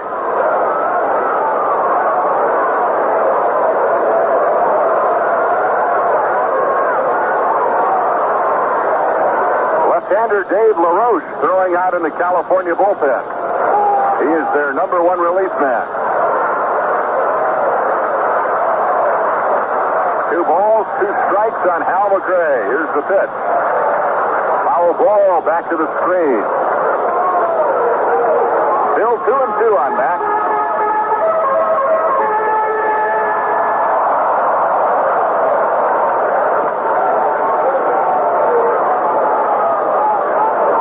The second largest crowd of the season looking on, 40,237. 2-2, none on, none out. Royals trying to battle back. They trailed 1-0 after 1 inning.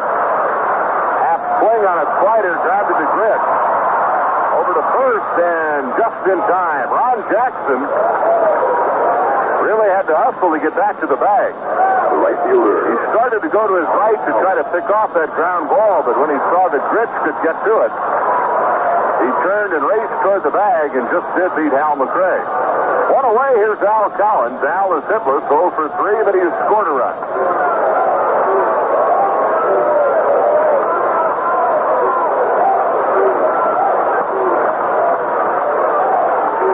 Now playing shortstop for the Angels is Jim Henderson. Chalk was lifted for the pinch hitter. Collins nubbing one, a little looper into right field. Jackson goes out and makes a nice catch. Collins hit it right off the end of the bat. Ron Jackson ran it down, 2 away. Fred Patek is being called back, and we'll see who will be the hitter. Out comes Jamie Quirk.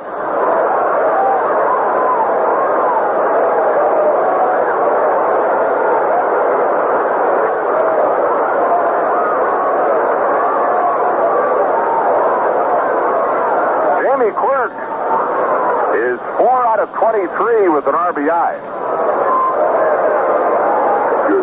Why don't you taste and compare Pat with...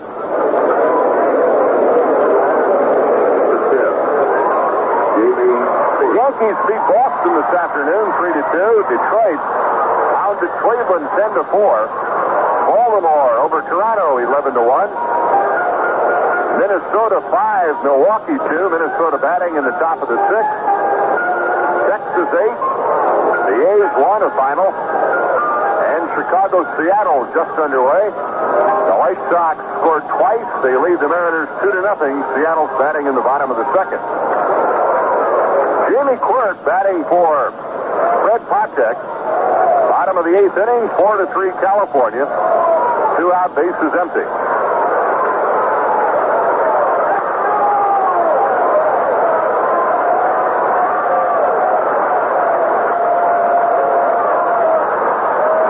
Left-hand batter, Dyer Miller's pitch. A fastball is high. 1 ball, no strike. Dyer Miller, basically a power pitcher, fastball slider.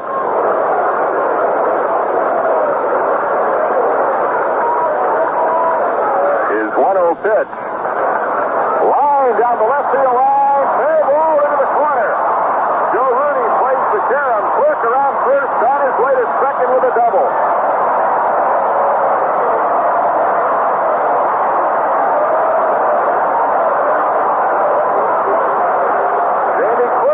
Into the left field corner. Now UL Washington will run for Jamie.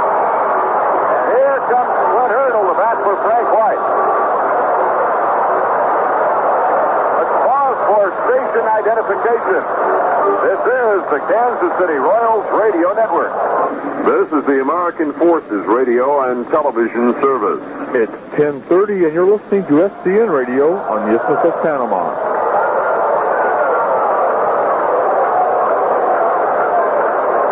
Matthews, along with Fred White and producer-engineer Ed Shepard at Royal Stadium. 4-3 Angels. The Quirk is doubled with 2 out here in the bottom of the 8th. And the Royals have the tying run at second with 2 down, and the batter will be Clint Hurdle. Clint last night with 2 out and nobody on in the 9th tripled to deep center field. That set up the winning base hit by Pete LaCock. A ground ball single into left. Jim Fregosi, California manager, going to the mound, and he'll want his 8th relief man, Dave LaRoche, brought in. So a pitching change is being made with the score. The Angels 4, the Royals 3. Some more scores from the far west. The final, Tulsa beat Southwest Louisiana 10-3. At the third quarter junction, Boise State leads Long Beach State 6-3. Another night game, North Texas State leads Texas of Arlington in the fourth quarter, 29-10. In the fourth quarter, McNeese well out in front of West Texas State, 31-13. And it's Wichita State leading New Mexico in the fourth quarter, 14-10. As far as the top 10 teams in the country, here's how they fared. Number 1, Alabama rallied to beat number 10, Missouri, 38-20. Number 2, Oklahoma trampled West Virginia 52-10. Third-ranked Arkansas, well, we don't know whether they're leading Vanderbilt or trailing Vanderbilt late in the ball game, but we're still checking to find out. We have conflicting scores. Number 4, Michigan beat Illinois 31-0. Number 5, USC is leading Oregon in the second quarter, a night game up in Portland, 6-3 in the second quarter, USC leading. Number 6, Ohio State was upset by number 8, Penn State, 19-0. Number 7, Texas is leading Rice in the fourth quarter now, 34-0. And the final score from Knoxville, number 9, UCLA shut out Tennessee tonight by a score of 13-0. UCLA, of course, off its big victory over Washington a week ago, coming back and blanking Tennessee by a score of 13-0. We'll have more scores for you. Now let's get back to Denny Matthews at Big KC. Dave LaRoche is pitching now. This is his 55th appearance. He's 9-8 with 22 saves. He has 22 saves. Will be next on the staff with 6. Dave Kripe is going to be the pinch hitter for Clint Hurdle. Your attention, please. Batting for Hurdle, number 31, Dave Kripe.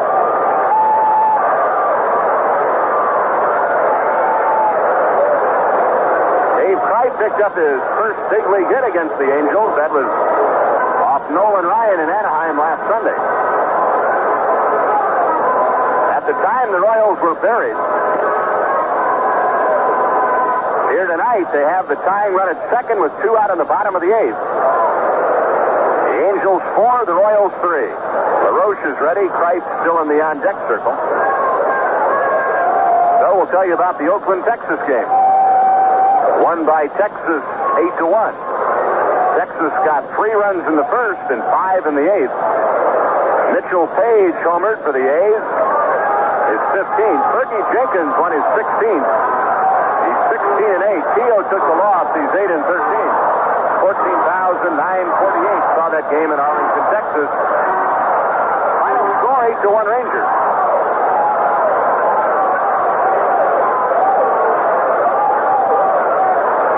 So here's Dave Kripe facing left-hander Dave LaRoche. UL Washington at second. He represents the tying run. It's 4-3 California. In comes the pitch, and it's up high. 1 ball and no strikes.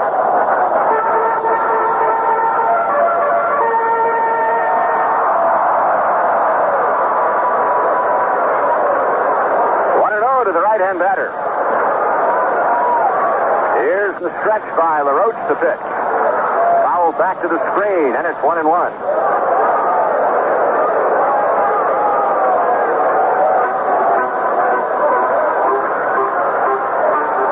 Kripe at Omaha batted .299. Had 8 home runs, 51 RBIs.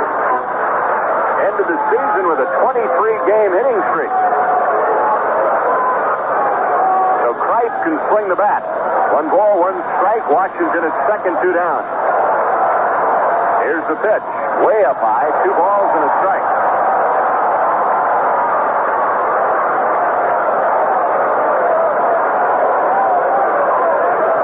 Last Friday night in Anaheim, the Royals jumped all over Dave LaRoche. And then he came back the next night and recorded a save. He's a veteran, fine relief pitcher. The 2-1 pitch to Dave Kripe is fouled into the crowd down the first baseline. 2 balls, 2 strikes.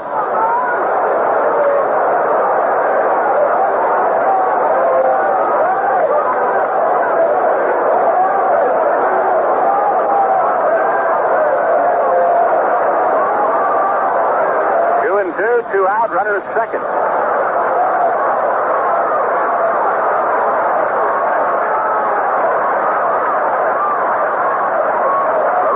Sign. The stretch and the 2-2 pitch. Foul ball out of play.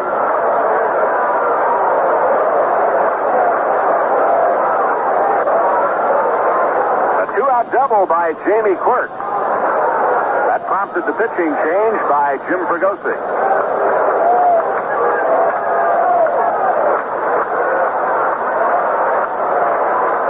Dave deep in the batter's box. 2 balls, 2 strikes, 2 out. Him out, and that's the inning. 1 hit, no runs, 1 left. To the 9th we go. 4-3 Angels. All right, let's run down all the football scores we have for you at the moment. These involve the big schools. Army beat Lafayette 24-14. Holy Cross over Colgate 27-14. William and Mary beat Connecticut 27-3. Villanova over Massachusetts 25-21. Navy shut out Virginia 32-0. VMI over Bucknell 25-14. The Air Force shut out Boston College 3-0. Other scores: Boston 27, Maine 14, and Delaware over Westchester State 56-0. In the South, Georgia beat Baylor 16-14. California upset Georgia Tech 34-22. North Carolina beat East Carolina 14-10. LSU in a night game over Indiana 24-17. A final just in. Pittsburgh beat Tulane down in New Orleans 24-6. Cincinnati over Southern Mississippi 26-14. It was NC State over Syracuse 24, make that 27-19. A night game, Florida State over Oklahoma State 38-20. SMU defeated Florida, another night game, 35-25. Maryland rallied to beat Louisville in a night game, 24-17. Memphis State under the lights over Houston, 17-3. And a final, it's the third quarter score. South Carolina still leading Kentucky. The word we have is still 6-0. It's 4-3 Angels, ninth inning. Ron Jackson, Brian Downing, Bob Gritch in that order. UL Washington is now at short. Jerry Terrell is playing at second for the Royals. Your attention, please. UL Washington remains in the game to play short. Well, Bob Stinson, who was second base, Royals catcher a couple of years ago, was awarded first base tonight on catcher's interference, which isn't really big news until you realize that it's the sixth time this year that has happened. And that ties a major league record. So Bob Stinson has etched his name in the major league record book by reaching first base on catcher's interference 6 times this year. Ron Jackson lines one into right field. In comes Collins to make the catch.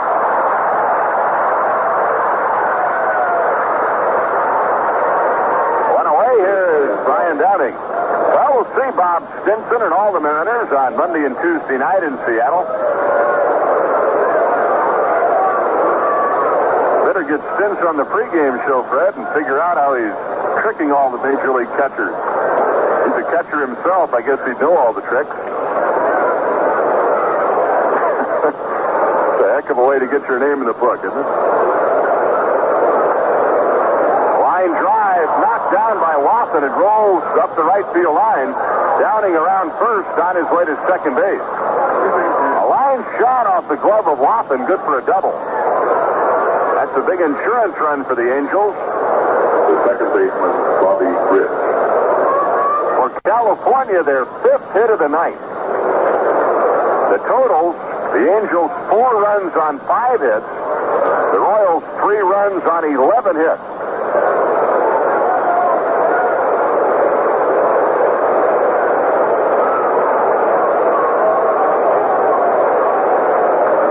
Bob Gritch, 1 out of 2, walked and scored his last time.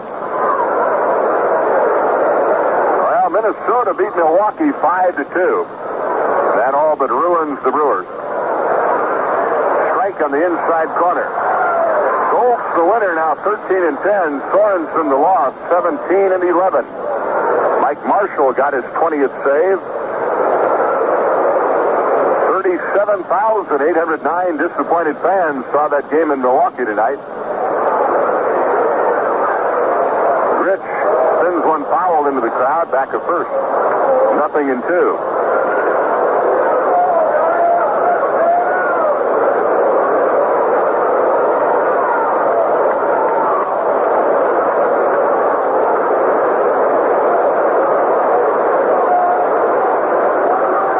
The Brewers are now 6 games behind the Yankees.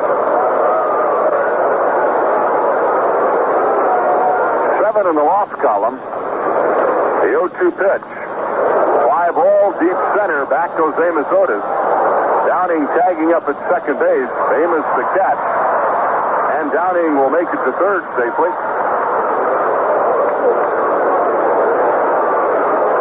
Here's Jim Anderson batting for the first time.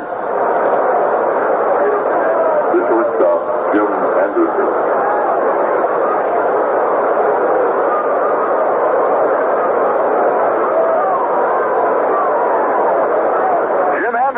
Batting .214 with 7 RBIs.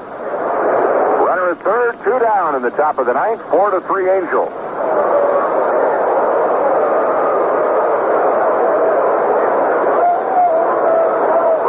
McGilberry's pitch. A fastball is high. 1 ball, no strike.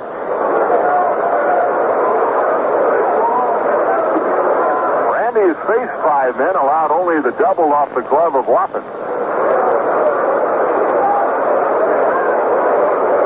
The big blow in this game, the 3-run homer by Carney Lansford in the 8th inning.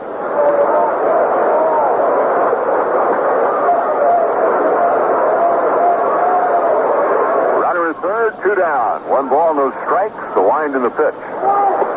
Outside, ball 2.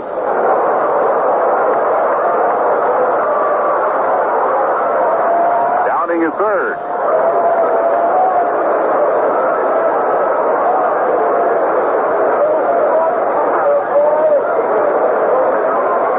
Randy looks in for the sign. Now to the stretch he goes.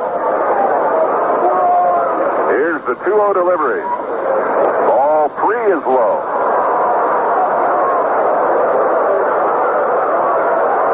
Rick Miller is next. Stephen Gorey throwing in the bullpen.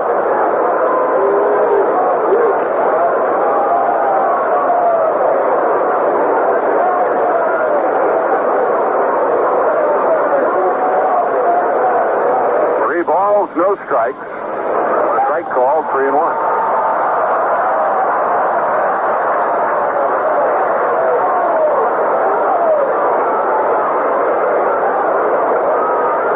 The Angels have stranded 4 runners. They left 1 out in the first, 2 in the second, and then 1 in the 8th inning. The 3-1 pitch. Swung and he missed. 3-2.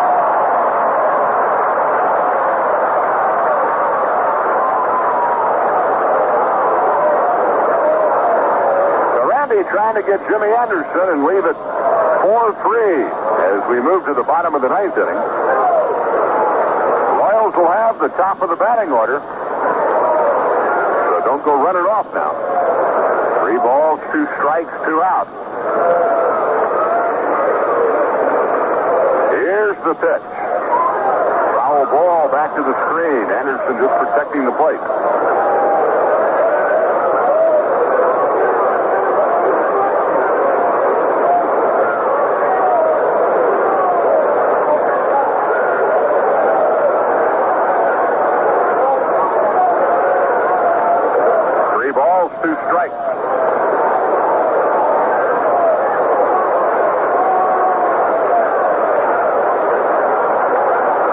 Taking his time. Here's the stretch. Here's the 3-2 pitch. He walks it. So McGilberry walks the 214 hitter. And Rick Miller coming up. Rick 0 for 3 tonight. Walked and scored in the 8th.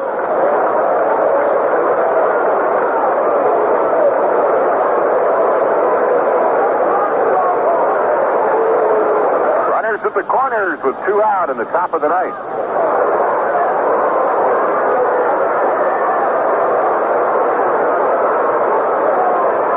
The pitch to Rick Miller on the way. It's a strike on the outside corner.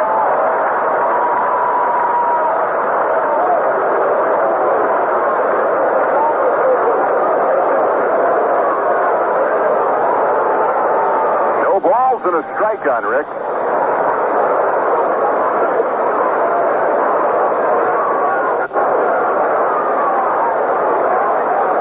The stretch.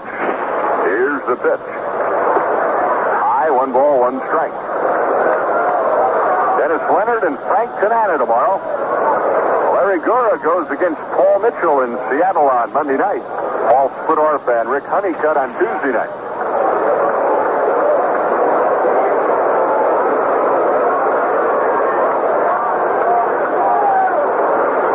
One and one, the count to Rick Miller. With 2 on and 2 out, here is the 1-1 pitch. Swung and he missed, and it's 1-2.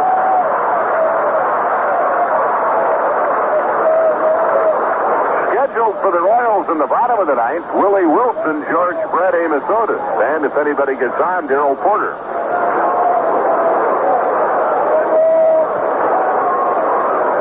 One and 2 to Rick Miller. Downing at third, Anderson at first. Hesitation at the belt. The 1-2 pitch. Struck him out. one hit, a walk, and two left. To the bottom of the ninth we go. 4-3 California. Some more scores today. In the Midwest, Nebraska clobbered Hawaii 52-16. Auburn over Kansas State 45-22. Temple defeated Drake 36-29. Iowa over Northwestern 20-3. Purdue upset Michigan State 21-14. Minnesota 38. Toledo 12.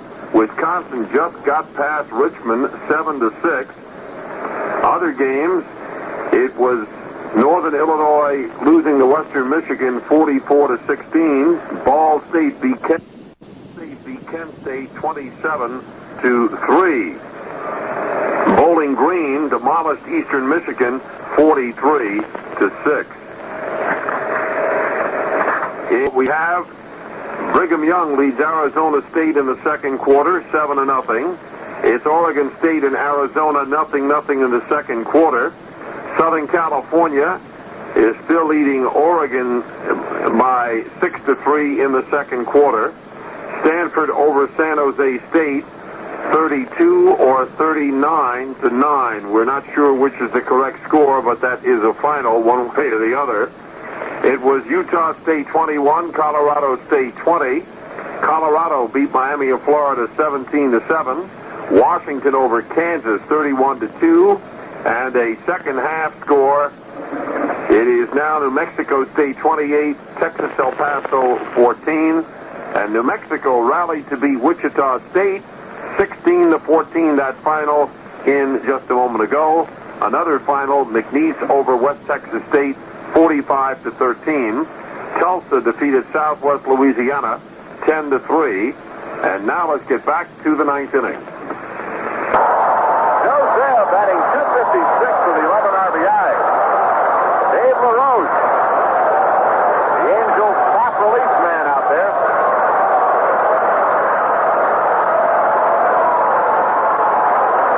The Royals have 11 hits, 3 runs. The Angels have 5 hits and 4 runs. Strike call. The fastball, nothing in 1 on.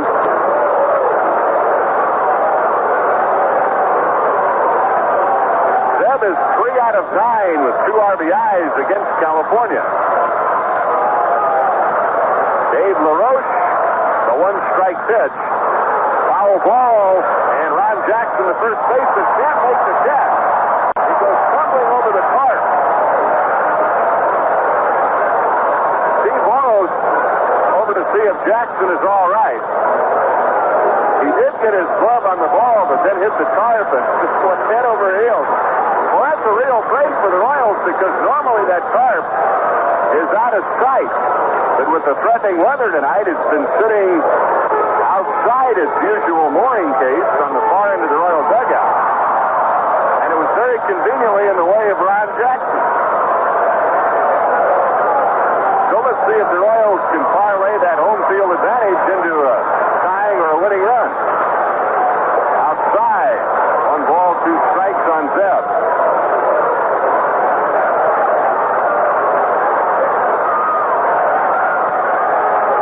Right-hand batter up there. Dave LaRoche brings it home. Struck him out. Joe foul tipped. It was held by Downing, and there's 1 away. The third baseman is George Brett. That brings up George Brett. George 1 out of 3, a first-inning single. Walked intentionally in the 7th. He's also flied to deep left and lined to second. So the matchup here will be left-hander against left-hander.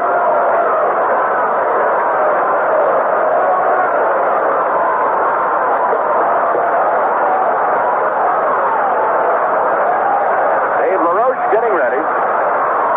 Here's the pitch. High, ball 1.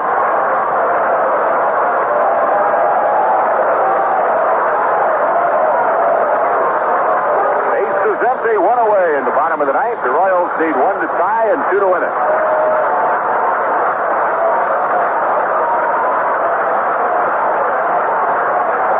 The outfield shading Brett to left. Here comes the 1-0 pitch.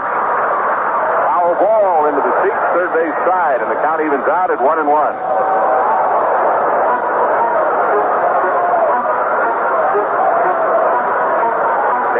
LaRoche asking for another baseball. He didn't like the feel of that one.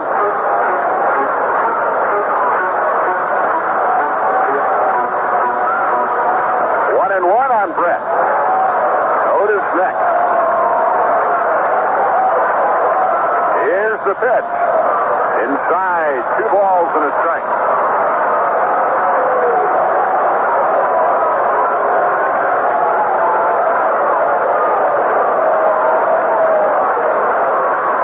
LaRoche, 30 years old, been a professional since 68. Line drive, but right at the shortstop, Anderson. So the Royals are down to their hit a bullet, but right at Anderson. Amos Otis.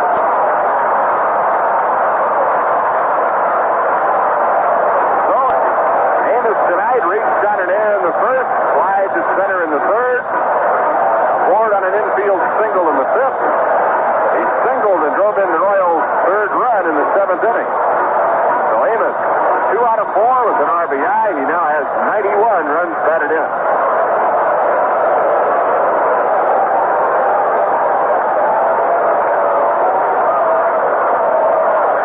Base is empty.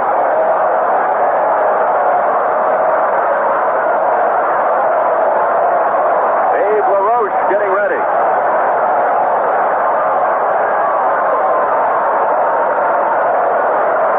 Here's the line to the pitch. Fastball is low. 1 ball, no strike.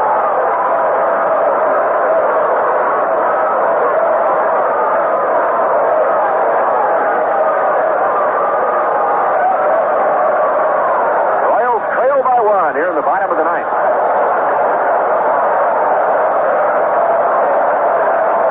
Here's the 1-0 pitch on the way. Strike called, and it's 1-1.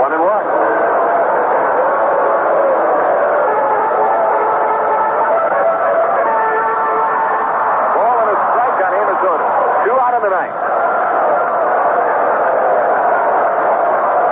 The Angels trying to stay alive in the American League West. A 1-1 pitch to Amos Otis. Ball 2 outside. 2-1.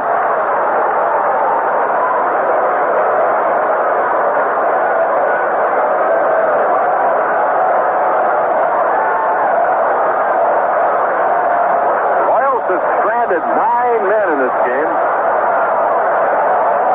Here's the 2-1 pitch. Line drive. Center field. Base hit. Royals is still breathing. Here comes Gerald Porter. Amos stops at first. Tying run at first. The winning run at the plate.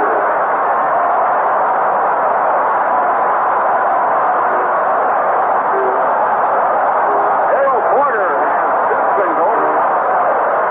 Also line to right, off to second.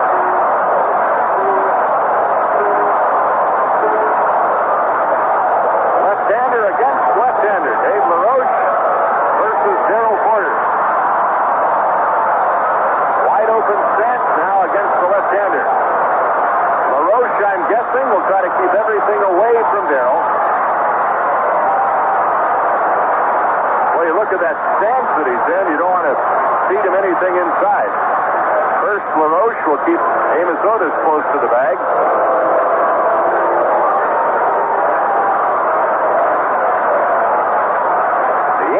Need an out. The Royals need a long one. Strike call. Immediately, LaRoche shot in front of Gerald Porter.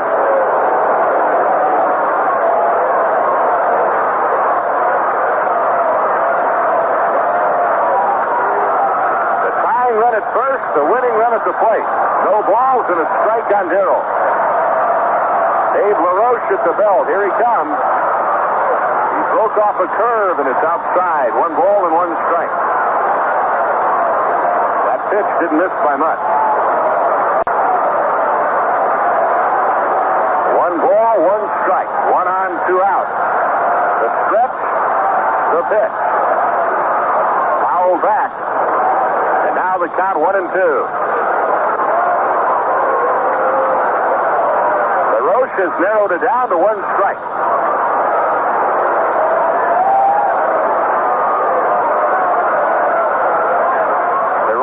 Down in order in this game in only 2 innings. They have hit safely in every inning except the those two. The pitch. High fly ball. Deep right center. Back goes Bostock with room and makes the catch right up against the wall to end the ball game. So the final score here tonight, the Angels 4, the Royals 3. And we'll be back right after this. Well, let's run down all the scores in the American League for Saturday and Saturday night. The Yankees won their 6th straight over the Boston Red Sox, now lead by 3.5 in the East. And that's the Kansas City lead now in the West as they lose to California, by the way. New York 3, Boston 2. In other games, Detroit beat Cleveland 10-4. Baltimore romped over Toronto 11-1 as Denny Martinez won his 14th game. Our game, California over Kansas City, a strong relief effort by Dave LaRoche. Minnesota cooled off Milwaukee again, 5-2. That drops them 6 games behind the Yankees. And Texas behind Ferguson Jenkins' 16th win, beat Oakland 8-1. Chicago leads Seattle 3-1, playing the bottom of the 3rd inning out in the Northwest. Pittsburgh stays 3 games back of Philadelphia. They beat Montreal in the afternoon with a 19-hit attack, 12-5. But the Phillies won tonight on a 10th inning homer by Mike Schmidt, 2-1 to protect their 3-game lead. San Francisco beat Cincinnati 3-2. In an afternoon game, St. Louis over Chicago by a score of 4-1. And in night action, in the 6th inning, Houston leads San Diego 1-0. Gaylord Perry trailing in that one. He's trying for his 19th win against only 6 losses for the Padres. Atlanta and Los Angeles are playing in the 4th inning. Make that the bottom of the 3rd inning. It is Atlanta 0, the Dodgers 0. The Dodgers batting in the bottom half of the 3rd. McWilliams against Rao in that one. Now the quick wrap-up. Here's Denny Matthews. Final score, 4-3 California. Long ball game. So long, in fact, I think I said Lyman Bostock making the catch on that last ball hit by Darrell Porter. Bostock, of course, was dismissed along with Al Rabowski after that fight in the 8th inning, and Landreau making the final catch, and Darrell Porter pulled the ball wide.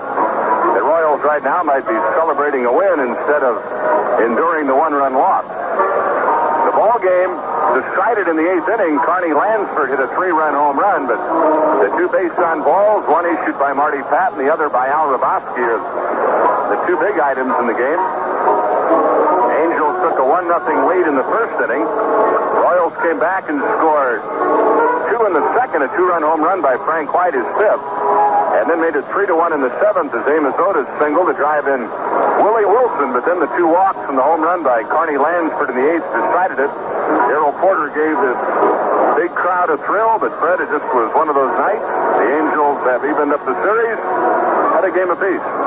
Well, our thanks to Denny Matthews and Fred White for their description of tonight's game as the California Angels win a game they had to win. Carney Lansford coming through with a clutch homer in the 8th inning to turn the ball game around, and California wins it by a score of 4-3.